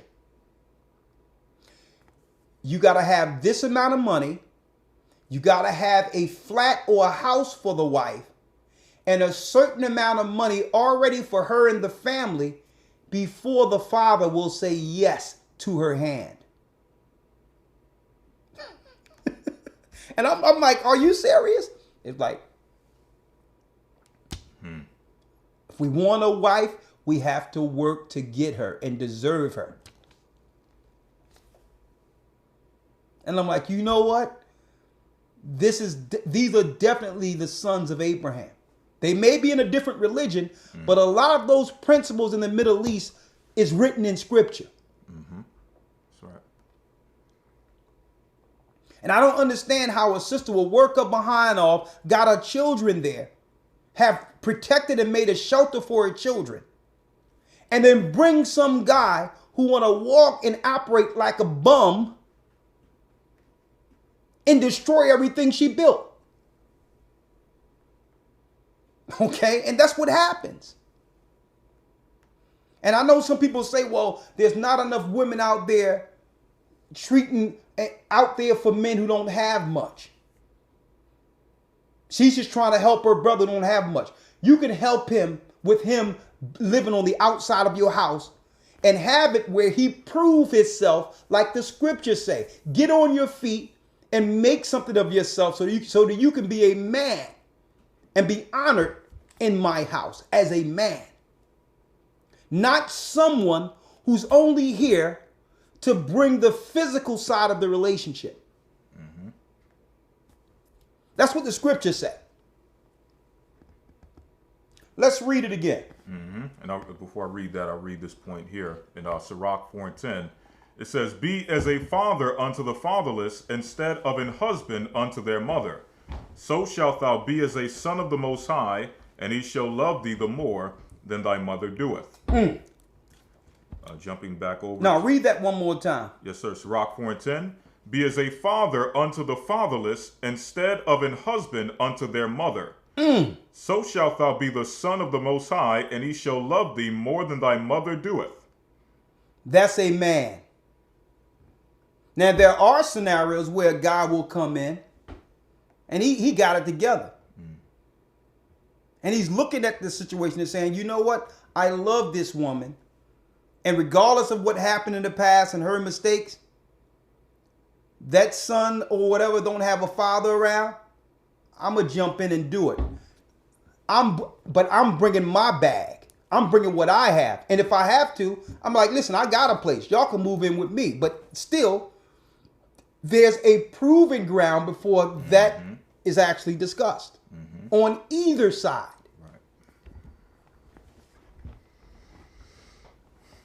Right? Yes, sir. Jumping back to Sirach chapter 6, verse number 8. Come on. "For some man is a friend for his own occasion." It says prove a friend because some people are a friend based on what they can get from you right now. They're hustlers. Okay? They're con artists.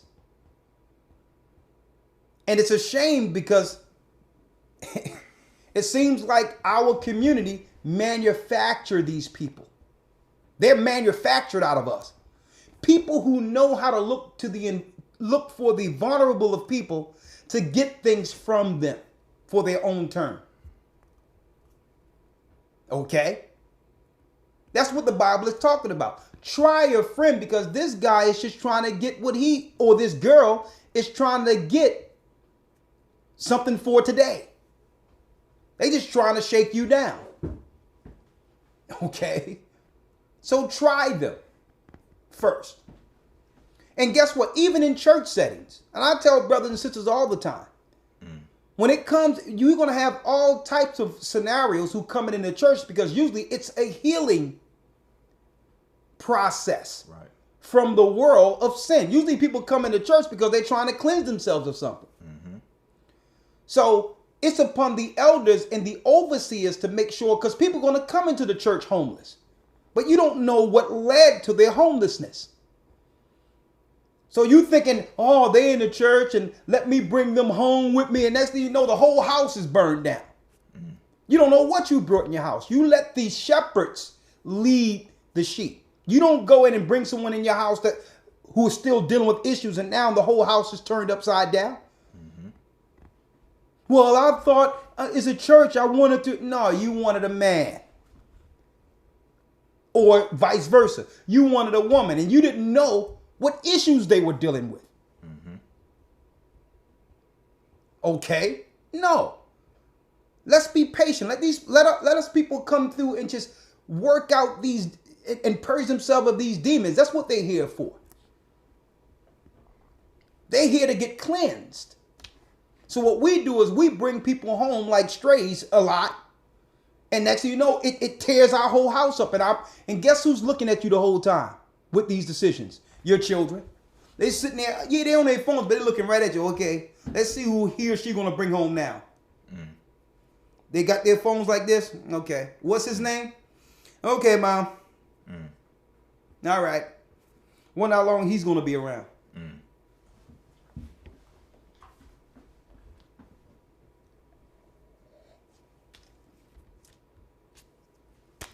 Perpetual curse. Come on. "And will not abide in the day of thy trouble." But when trouble comes, they're out of there. They're only there to use you. But when you looking at the bills and all the stuff is on the table, you get, oh my God, got the cell phone here, I got the electric here, my children tuition is up. Next thing you know, you kind of trying to figure out what's going on. You look outside, your car gone. He done took your car too. When time of tribulation, when it's time, when you need something, now they talking about they need some space. Now you giving them the reality of what the relationship comes with, and that's bills too. They're saying, well, listen, we jumped into this too quick right now. I just need my space right now. Listen, that space was supposed to have been there from the beginning. Mm-hmm. Now he's on to the next game. That's what happens. Someone who really don't know who they are. And they learn to operate in that period of ambiguity from one person to the next. And they made that a life, folks. You become a mark to these people. So the Bible tells you, you have to try them first. And 9 times out of 10, if they see you operate with some wisdom and you're trying them, either they're going to straighten up and do the right thing and prove themselves, or you'll save yourself because they're already working on the next person on Facebook. Because they scrolled down, you didn't work, so they're going to scroll up and say, let me get with her now.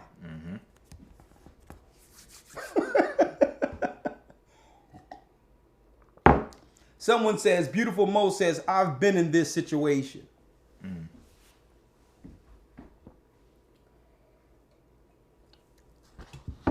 Right? Finish what you got, Elder Lawyer. Yes, sir. Verse number 9.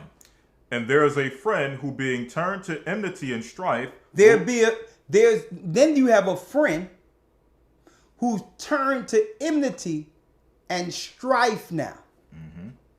Read. will discover thy reproach. Now, these are some of the friends we get. We get friends and believe that they're in our corner. But no, these particular people are actually keeping a dossier on all the negative they've examined against you.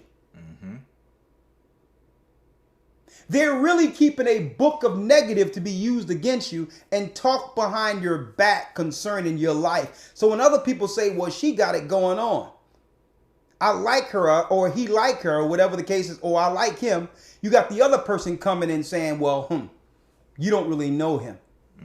You don't really know her, because they want the attention.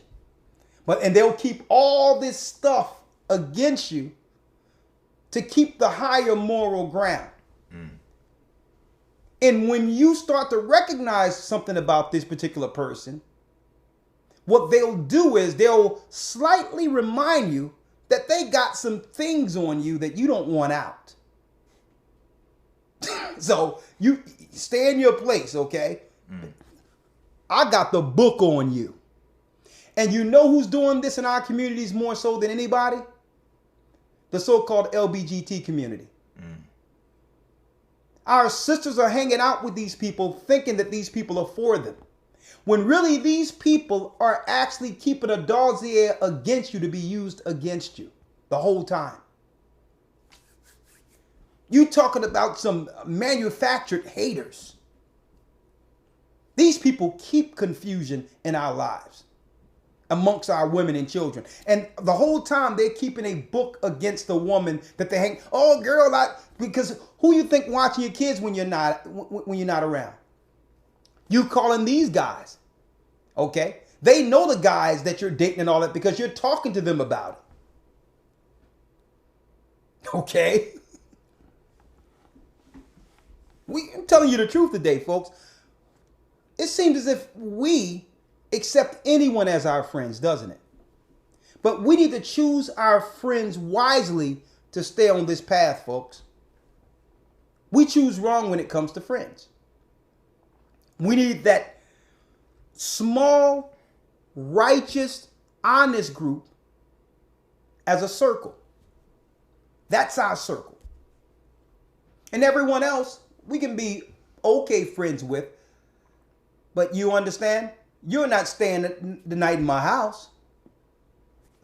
You're not around my children. You're not going to come around me and try to, search out liberty to try to use against me, because why? I'm just being myself, and I can be myself around my friends without someone looking and saying, well, hold up now, you shouldn't be this and you shouldn't be that. No, you gotta have people around you who can protect you, love you, and don't judge everything you do. Okay, that's a friend. And this is how you know you had an enemy around you the whole time. Once you fall out, they're out there airing everything they knew about you and keeping tabs on you the whole time. When if it was an issue, they wouldn't have been around you to actually build a dossier. Mm-hmm. If that was a real issue, why did you stay so long to accumulate so much negative? Mm-hmm. That's how you know that was never a friend, folks. Because when you fall out, they put their ear in everything about you. That person was never for you. Ever.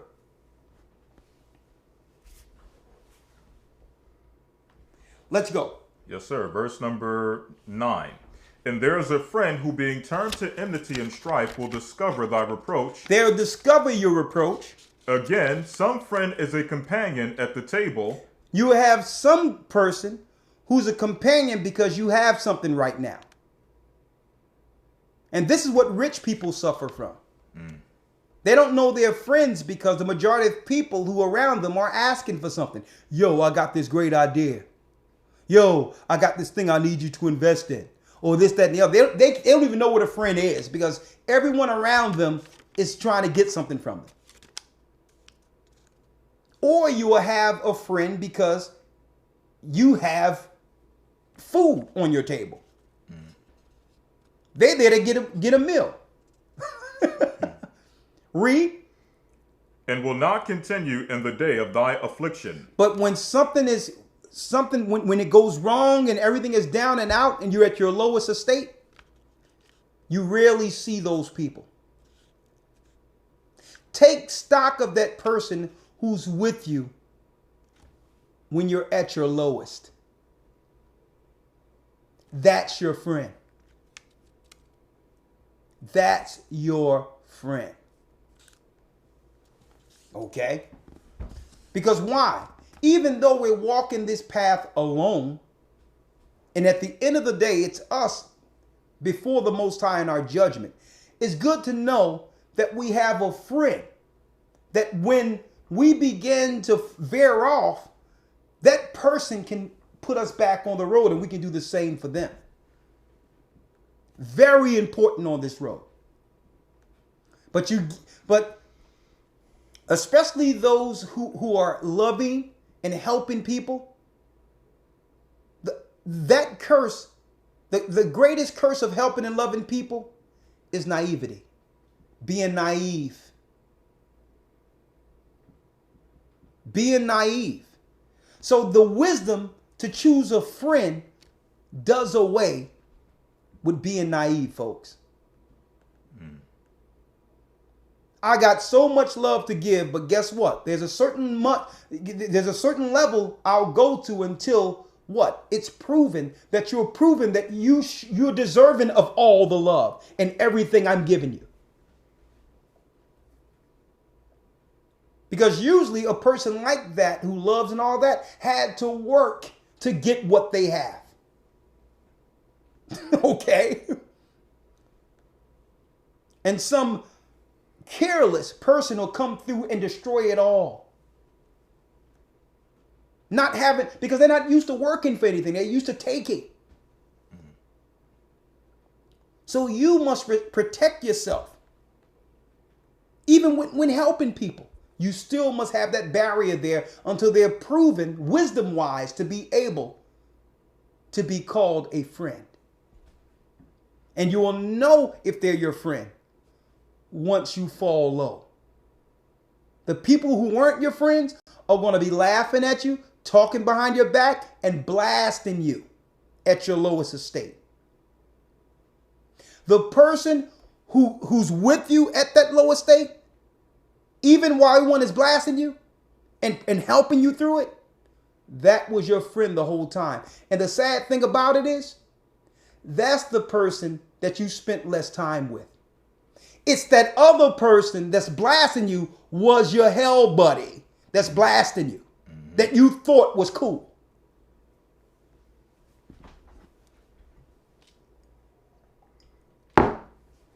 Check that out. Our lesson today, and we're about to end it soon, the wisdom on how to stay on the path. Because no one can do it alone. Hold that, and I'm going to get a precept on that. Yes, sir. Where it tells us 2 is better than 1.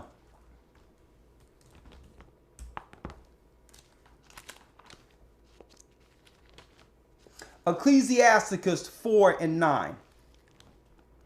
We only got about 9 more minutes or 10 minutes, and then I'll answer questions here.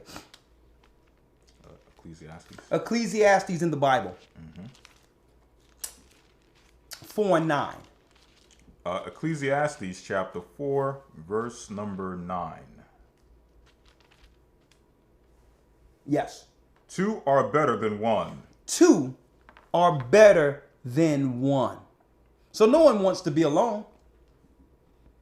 But understand 2 is better than 1. And keep this in mind, folks. If you are alone, that other is the Most High. That's your time of fasting physically to link into the Most High, who will help you make better decisions on this path to run this race and finish it. When that one person ain't there, who's in that place? The Most High. Okay? Don't feel like you're losing out because you are alone right now. It tell you if you're loosed, don't seek to be bound. Let that relationship, let the Most High build you and increase your wisdom and common sense during that time so that you'll know how to deal with the person differently, opposed to the bad choices that we made as children, that were made during the time of immaturity or infatuation. It says 2 is better than 1. Read. Because they have a good reward for their labor. For if they fall, the one will lift up his fellow. Because if you do have that friend, when you fall, that person is going to lift you up. They're not going to talk about you. There's not going to be a blog about you or a video about you. When you're at your lowest state, they're going to be there for you. They're going to help you through it, like the Most High is doing. Read. But woe to him that is alone when he falleth. But woe unto them who's alone when he falleth. You know why? Because we didn't choose any good friends during that time. During the time when everything was going right, we weren't choosing good friends. Now you're falling and everyone has scattered. Well, I don't want to be seen with socially associated with a loser. You're going to know you were dealing with shallow people the whole time. Read.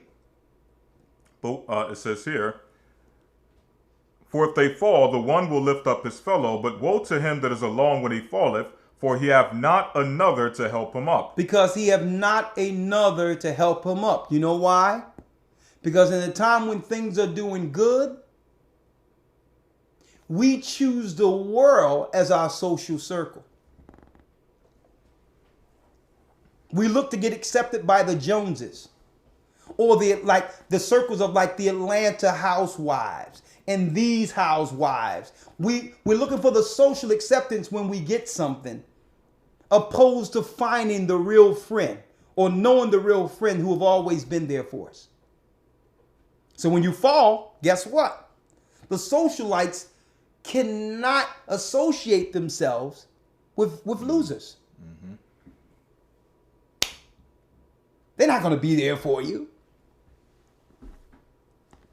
See? So the Most High is letting us know that there is a power possessed that's given to all of us. And it's the choice concerning who we associate with. You have that power on every level. That's power, folks. Come on. Again, if two lie together, then they have heat. But how can one be warm alone? Verse 12. And if one prevail against him, two shall withstand him.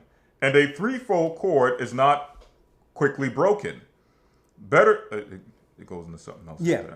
Let's go back to friend real quick. And Yes, I sir. need you to read that. 1 second. Yes, sir. You have to use the restroom? I'm good. All right. 1 second. Going back to Sirach chapter 6. Go on. Break it down, too. Yes, sir. Sirach chapter 6, verse number, I believe we left off in verse number 10. Again, some is a companion at the table, and will not continue in the day of thy affliction. But in thy prosperity he will be as thyself, and will be bold over thy servants. Meaning he will glory, or she will glory and boast themselves within your prosperity, within your wealth, or whatever it is that you possess. And as the elder mentioned, this is something that is normally an issue with people who have wealth, those who have riches. But it is not exclusive to that particular crowd. You may have people who are just normal people who fall into these same types of scenarios. So it goes on to say here in verse number 14, or Salakia, verse number 12, if thou be brought low, he will be against thee and will hide himself from thy face. Separate thyself from thine enemies and take heed of thy friends.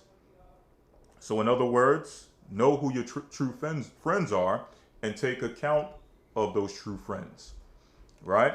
And as we mentioned, it's based upon the rapport and the test and the proving ground that you put that friend through in order to know and recognize that that person is truly a friend. Yeah.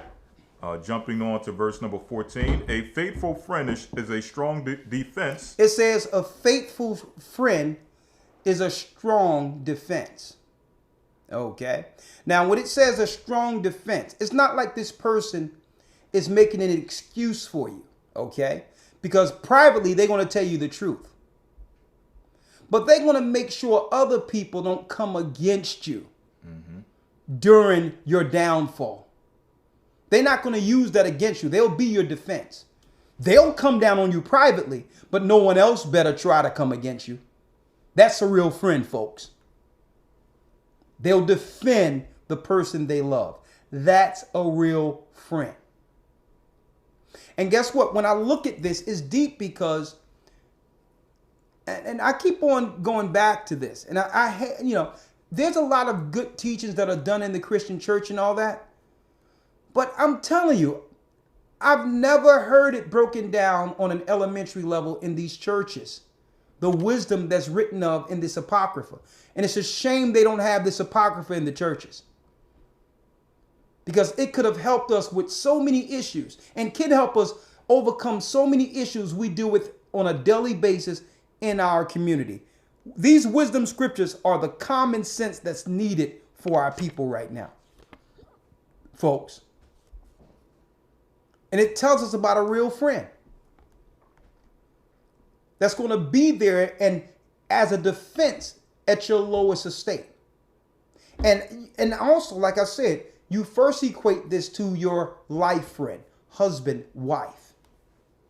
Let me tell you, I go online sometime and just because I like to have my ear to the ground socially concerning what's going on with our people.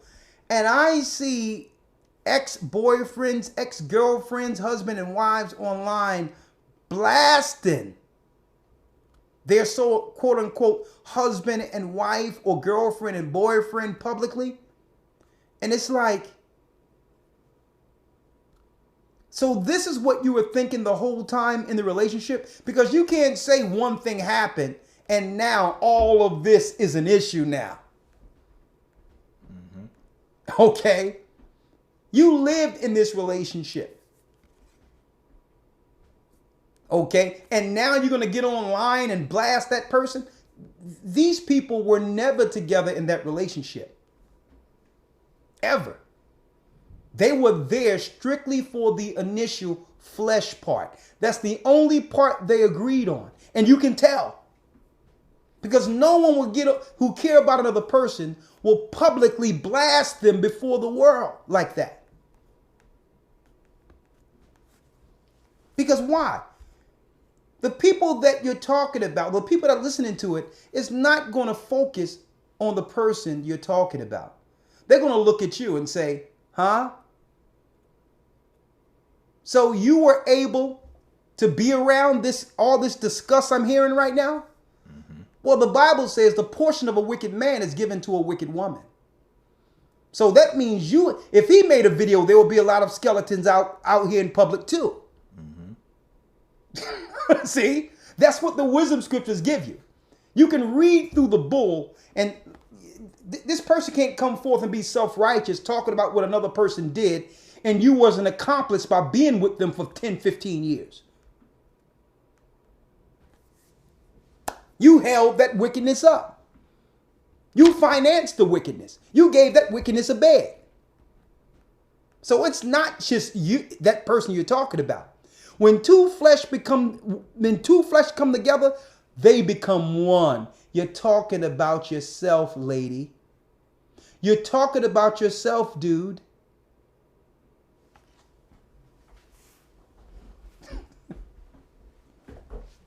See? And someone saying, this is how they're making money on reality shows, showing all the dysfunctions that our people, immature spiritually, exposing themselves with their childish, pugilant behavior. Why? It can be exploited because these people have no moral foundation according to the word. And guess what? These people are walking without a path, without direction. Hence, the word. Knowing your God, getting on path, following the law, getting on code, and applying that in every part of our life, starting with the circle, our immediate circle. We have to make sure our immediate circle are under the same principles we are and hold each other accountable for it. Mm-hmm. And that friendship extends out into a community, and that community extends to a nation. That's how it works. Come on. It says here in verse number 15. Yes. Nothing doeth countervail a faithful friend. Let me tell you, the Bible tells us there's nothing better than a faithful friend. Read. And its excellency is invaluable. That means you cannot put a price on this. It's more than any amount of money you will have in a bank, a good friend. Because usually, think about it. When a guy's trying to get a nice girl and have a family and all that and have what you would call, the social example of what a good looking person looks like and all that, usually they do what? They go to try to get money to impress that person, to get that person. So what's valued more? Because you're getting the money to get the girl. So she's valued more. And a lot of women being educated, doing certain things, there's a certain status that she's trying to obtain financially, knowing that she wants a man with standards. So who's worth more? That man. When it comes to the social interactions you would like to have that's safe, you would usually have to make enough money to live in a community that will allow you to have a safe environment for your children and have that social setting that's acceptable. So what's more important, the money or what you're striving to get or pay for? See, the money is just a facilitator. That's just a tool, folks. But what's important is why you're getting the money. The relationships are invaluable. That's what you're getting the money for, because of that relationship. The Most High is telling us how to have that relationship. But he's putting it in what? in priority. He's telling us, you got to have that relationship with me first to know how to have that right relationship amongst yourselves in a safe environment, in a loving environment. See? Oh, you see how it all comes together? Okay. The wisdom on how to stay on the path. Come on. Yes, sir. Verse 16, a faithful friend is the medicine of life. And it says, a faithful friend is the medicine of life. Man. And I know all of us have dealt with that, where you're at the lowest point of your life and you know your choice led you here. And you wouldn't be surprised if everyone just cast you off because you were told better, you made the wrong choice. And you know what? You don't deserve the respect of others or deserve someone to be there because of your choices. We've all been there. And there's always a person there saying, you know what? You'll get through this. You'll become better for this. And it's first the Most High. He doesn't hold it against us. But then imagine to have a friend like that.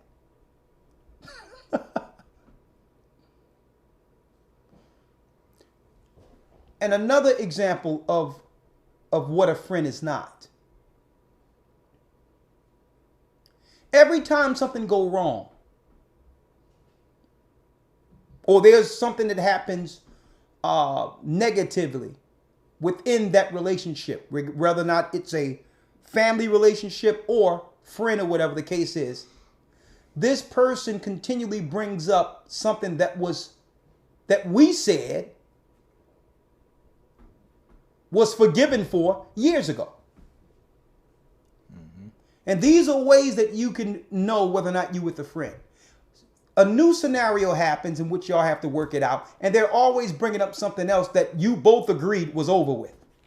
That person is still stacking a dossier against you. That's not a friend.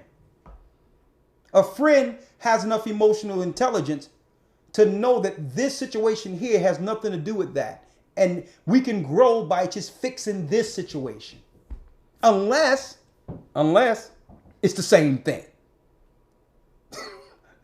Now they can bring it up. If what you're doing or what they forgave you for is the same thing a year or two later, that means you haven't grown from it. They have the right to bring it up now and saying, listen, you're going back there again. It's the same thing you did before. But you will know if someone is developing a dossier against you if every time something happens, they're compounding the matter by bringing up stuff that have nothing to do with this situation. Right? Just some wisdom 101 so you can understand the environment around you to adjust accordingly. Okay? To know who's around you and to readjust your environment so that there's peace in your home. See? Because if you don't have peace, there's no way none of us can stay on this road towards this kingdom. You have to be sound, sober-minded, and focused. And you can't have these others coming in, muddying the waters, redirecting your path. Okay? Come on, let's go. Verse 16, a faithful friend is the medicine of life. It says a faithful friend is a medicine of life. And they that fear the Lord shall find him. And they that fear God will find that friend. That's husband, that's wife, that's circle. And what I hope and what we're working for within this church throughout the earth is to have those who are striving for that same kingdom, that same finish line, so that we know that amongst us, we're growing friends as an inward community, starting with our relationships with our husbands, wives, and family, then church, And when we're all together in the wilderness together, there's a trusted circle that can help us endure through that final tribulation. That's the hope. By getting this wisdom and begin to fix ourselves on this side first before the last test, before that last end of that hour of temptation. That's my hope.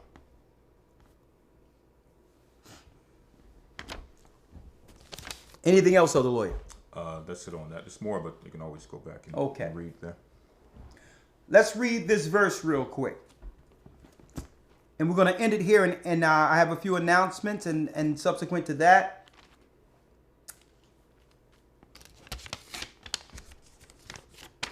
We can answer a few questions. Hold on here. Let's go to Matthew 7:14 and 1 Peter's 21. All right. Matthew chapter 7, verse number 14 says, I'll start in verse 13. Enter ye in at the straight gate. Enter ye in at the straight gate. This is Christ. For wide is the gate, and broad is the way that leadeth to destruction, and many there be that which go in thereat. The majority of people we know are not going to make it. Mm-hmm. That's a serious reality there. 9 out of every 10 will not make it. So the Most High placed all 10 on the road. He knew us from the womb and put us all in this race of life.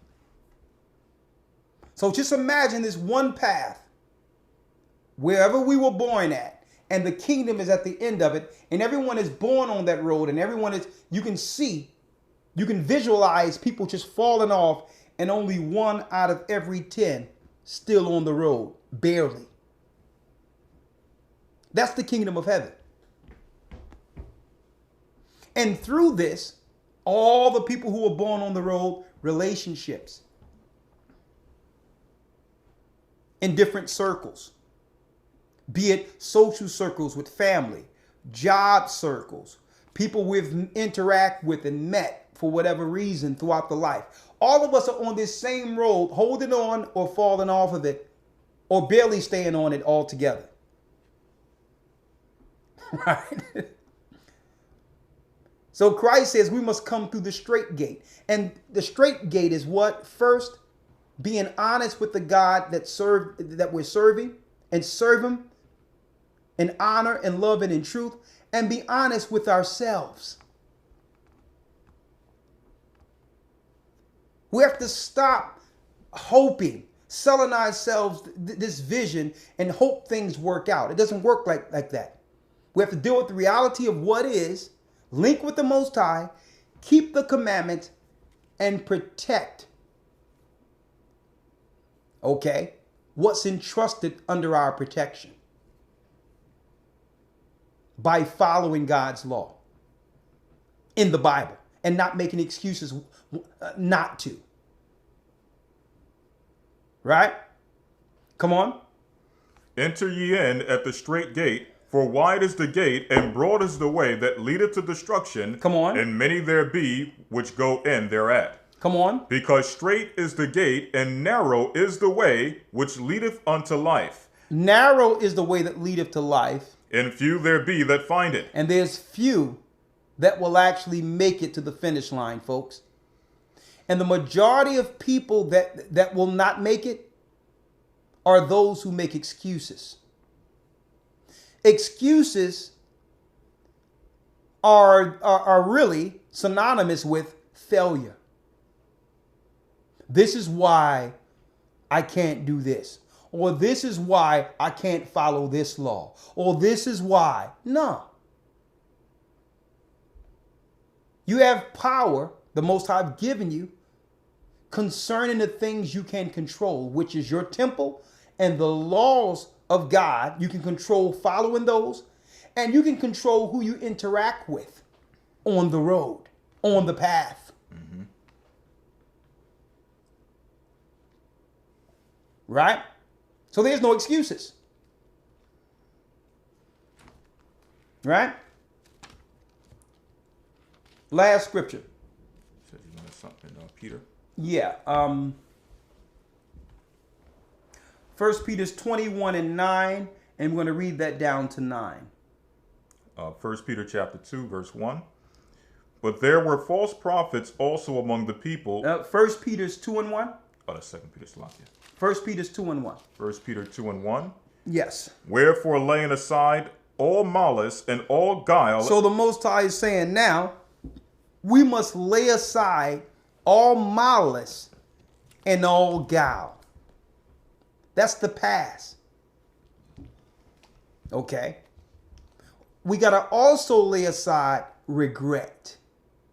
None of us can change yesterday. So in order to stay on this path rightly, you must look forward. You can't run a race looking back. None of us. So because Satan will use your past against you. He will use your past against you. So you cannot look backward, or what? You'll begin to look back there and feel unworthy. Have regret. I should have made these choices. I wish I would have known now what I known then. Woe is me. When really, the kingdom is close. You have no time to look back with regret and the things that someone did to you and all that. Let that go. Let it go. Now we're putting away malice, guile, even what's in us or what other people have done to us. Read. Wherefore, laying aside all malice and all guile and hypocrisy. And it says hypocrisies. Hypocrisy is setting a standard when you know you have shortcomings concerning that same standard. We have to stop living hypocritical. Okay? We got to stop that. And be what we are. Do what we say. You have that power. Read. And envies and all evil speaking. And it says we have to put away envy in others because that's coveting, looking what other people got and you envy it against the law. And because you envy, that's your driving force in life to be like the Joneses instead of running that path towards the kingdom. You're trying to, now you've set a standard charted by your covetousness or envying to be on a road to try to be what the Joneses are. You done veered off the path, envying somebody and what they have. Nix that. Stay on the path.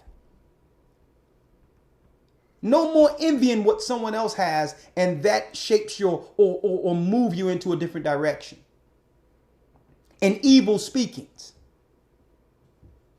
Evil speakings is murmuring.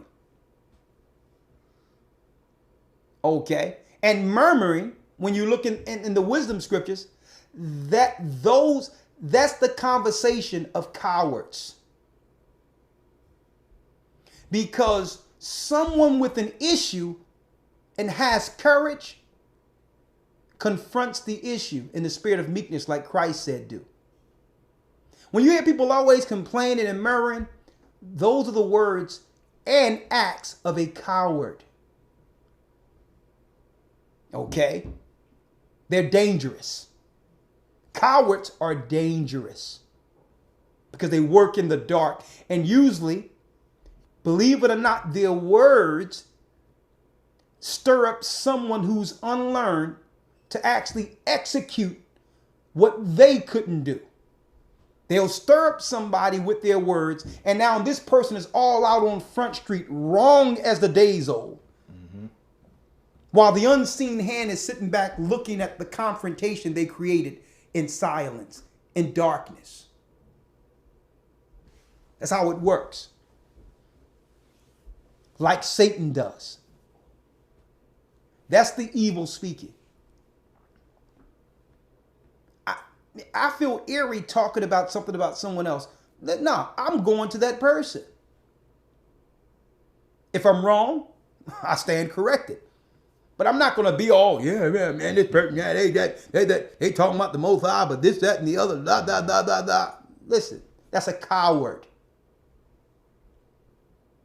Okay? In all evil speakings, read on. As newborn babes, Being born again, desire the sincere milk of the word. we must desire the sincere milk of the word. The sincere milk of the word. Read. That ye may grow thereby. Come on. If so, that ye have tasted that, or if so be ye have tasted that the Lord is gracious, And he is.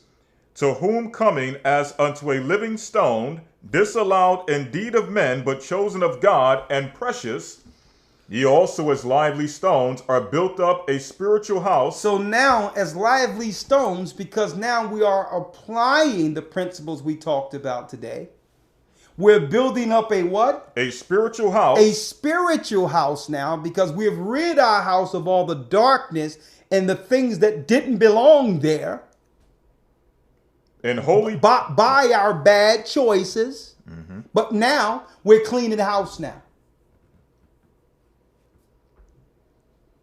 To see this path clearly. To build this spiritual house, read. and holy priesthood, And a holy priesthood. to offer up spiritual sacrifices acceptable to the Most High by And that acceptable sacrifice is our walk and actions in this life while on this race. These are what we sacrifice is the envying and the worldly things. Okay? The desires we would have ran after in the world. We're putting all that on the cross with Christ to build a spiritual house. The kingdom cometh not by observation. The kingdom is within us. We start building our kingdom here amongst each other. Read. to offer up spiritual sacrifices acceptable to the Most High by Yeshua the Anointed. Come on. Verse 6. Wherefore also it is contained in the scripture, Behold, I lay in Zion a chief cornerstone, elect precious, and he that believeth on him shall not be confounded.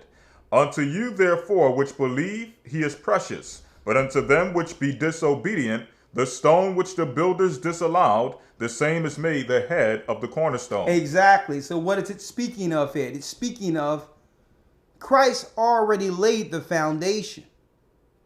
He's our foundation and example. Okay? And as a body, as an individual, only thing we have to do is walk and build on his foundation. That's it. He did the hard work for us. He's at the door, folks.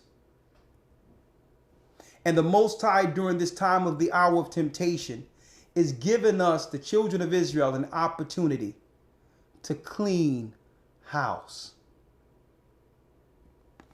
With that, I'm going to say shalom. I thank the Most High for a blessed Sabbath. And that ends our lesson today, the wisdom to stay on the path. And I hope this lesson help others, help you all come back to the knowledge of the Most High, reflect on it, go back and study the lesson, open up your Bible, talk to the Most High. And guess what? When you go to him, say, Lord, help me clean house to stay on this path. Work with me. And he will. Okay, and he will. Not to say there won't be challenges, but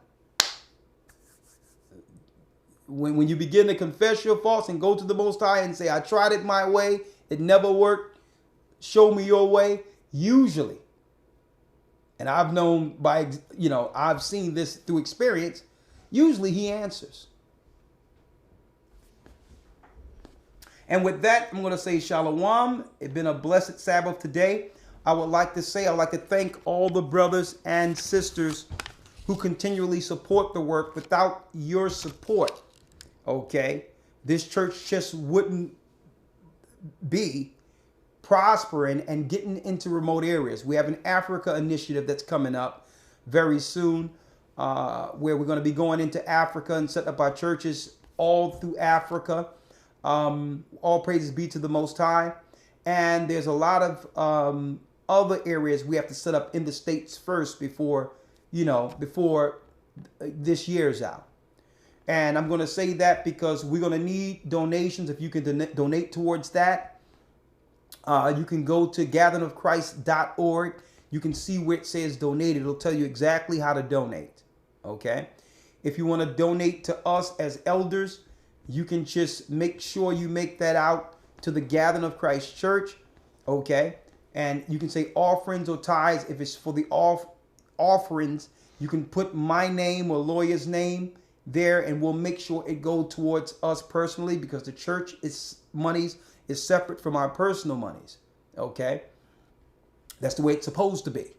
All right. So if you want an offering to me, you would put my name, Richard Shepherd, or lawyer's name, Brandon Ray, check or money order, and that'll go to us. Okay. You can send that to P.O. Box 946, 2000 Hamilton Street, Philadelphia, PA 19130. And that address you can find on gatheringofchrist.org or historytimes.org. Okay. Now, also we have the Academy. I think what week we're in? We're in week 7 this coming week. 7. Yes, sir. Okay. Yep. And I think this week we're going into Who's Edom. Right? Yep. We're going into Who's Edom, and we're going to try to delve into the 12 Caesars this particular week. Delving into the 12 Caesars tomorrow, showing you that the Caesar family and the Europeans are not Japheth, they are Edomites. They are also, when you look at the areas of Tyre and Zidon, it was the Edomites taking those parts of Syria and all that. Okay, when it talks about later on of Syria and Tyre, they were under the Greek then Roman Empire. So we're going to be going into showing you who is Edom and how Edom was able to hide himself amongst the nations so that no one in the earth would know exactly who they are. And because of this, you have Israelites erroneously teaching that the so-called white man is Japheth. That is ridiculous. There's no place in earth that says that Japheth is going to be ruling the earth at the very end. Okay? Esau took the lands of Japheth the same way he's taken America and the same way he has taken and colonized the world. And we're going to show that tomorrow in the Academy. Okay? Also, if you would like to be a part of this Academy as we go into Who's Edom, hey, we still have what week 7, we have 5 more weeks. So you can still be a part of it, and we'll make sure that the past lessons for this Academy, and if you missed it, oh my goodness, one of the best academies we've had to date. We'll make sure you receive all the past lessons. Okay. We went into the battle between Adam and Eve. The spirit that have been destroying marriages, man against woman. And it was one of the better lessons that we've had since in this truth for that Academy. We also went into UFOs in the Bible, we are not alone.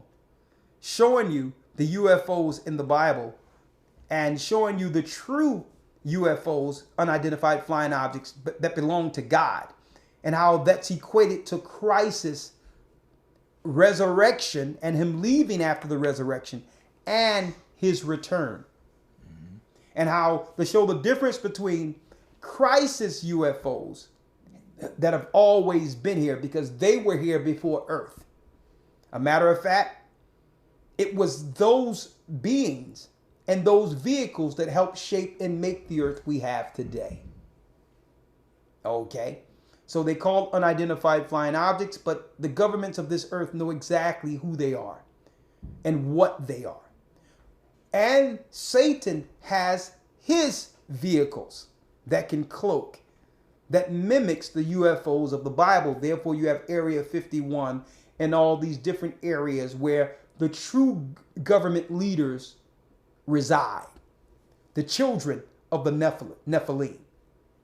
Okay, so that was a great lesson in itself, and you don't want to miss that. So I'm saying if you want to be a part of it, or you can just enroll in the next installment.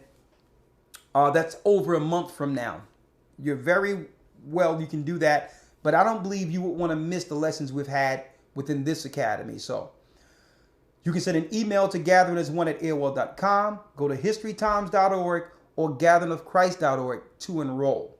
I mean, this has been the best academy, and I can't wait to get to that lesson tomorrow. Who is Edom? Okay. I can answer one or two questions, and after that, wish you all Godspeed.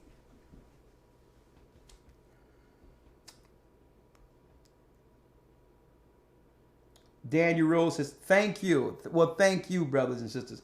And the best thank you is to finish. That's right.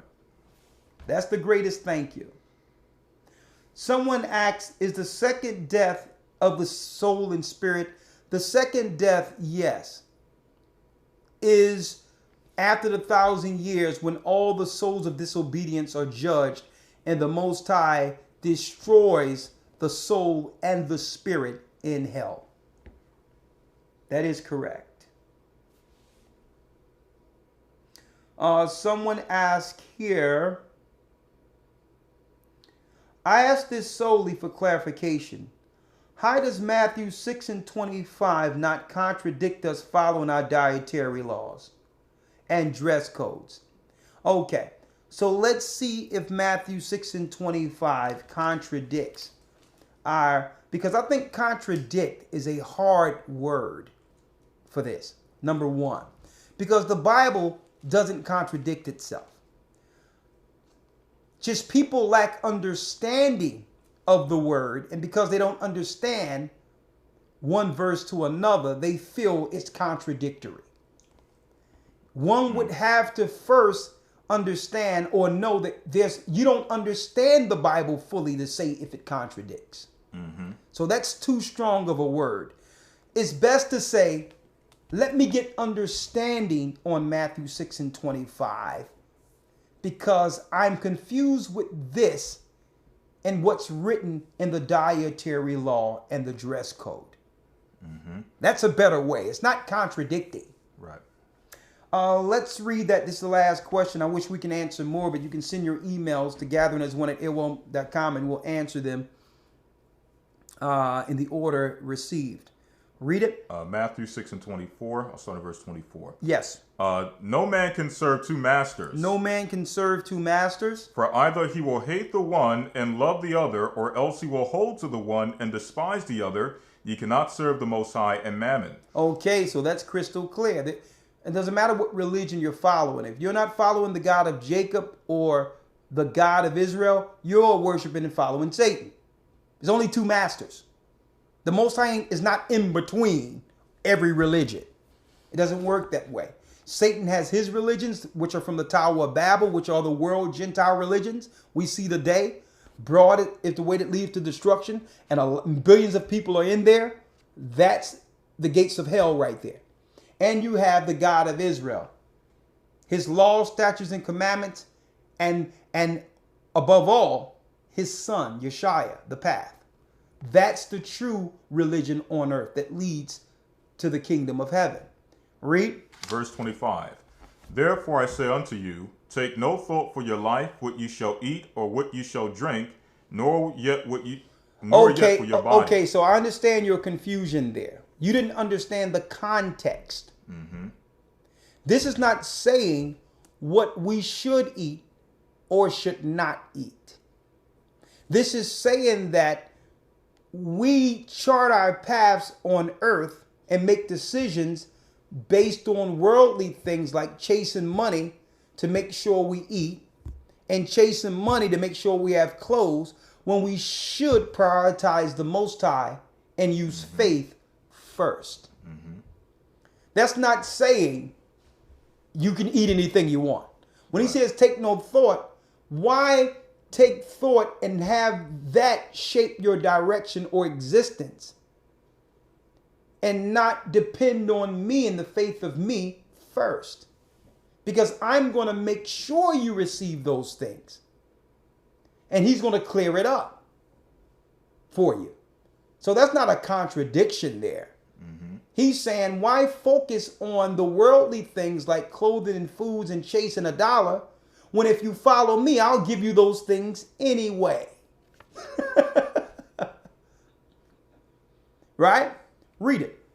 Take no thought for your life, what you shall eat, or what you shall drink, nor yet for your body, what you shall put on. Is not the life more than meat, and the body than raiment? Because life is more than food, clothing, and raiment. Life is more than that. So why have that be your, the bane of your existence, chasing money just to put food on the table? There's greater things to life than just that. To know how everything works, to understand the God who made us is greater than that. Read.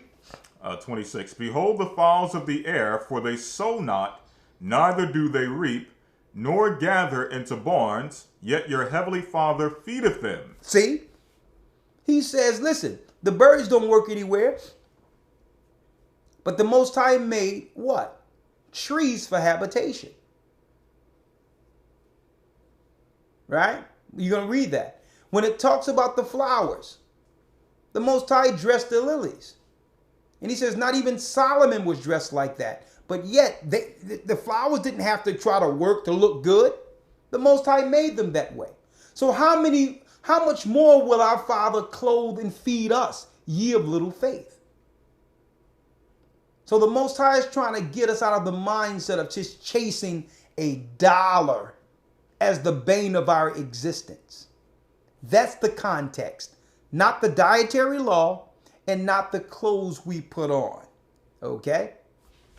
With that, I'm going to say, Shalom. We love you all. Stay prayed up. Sin not. We will soon see Zion. And you brothers and sisters, I'll see you in the academy tomorrow. Tomorrow. Yes, Tomorrow, sir. 9 a.m. Shalom. Shalom.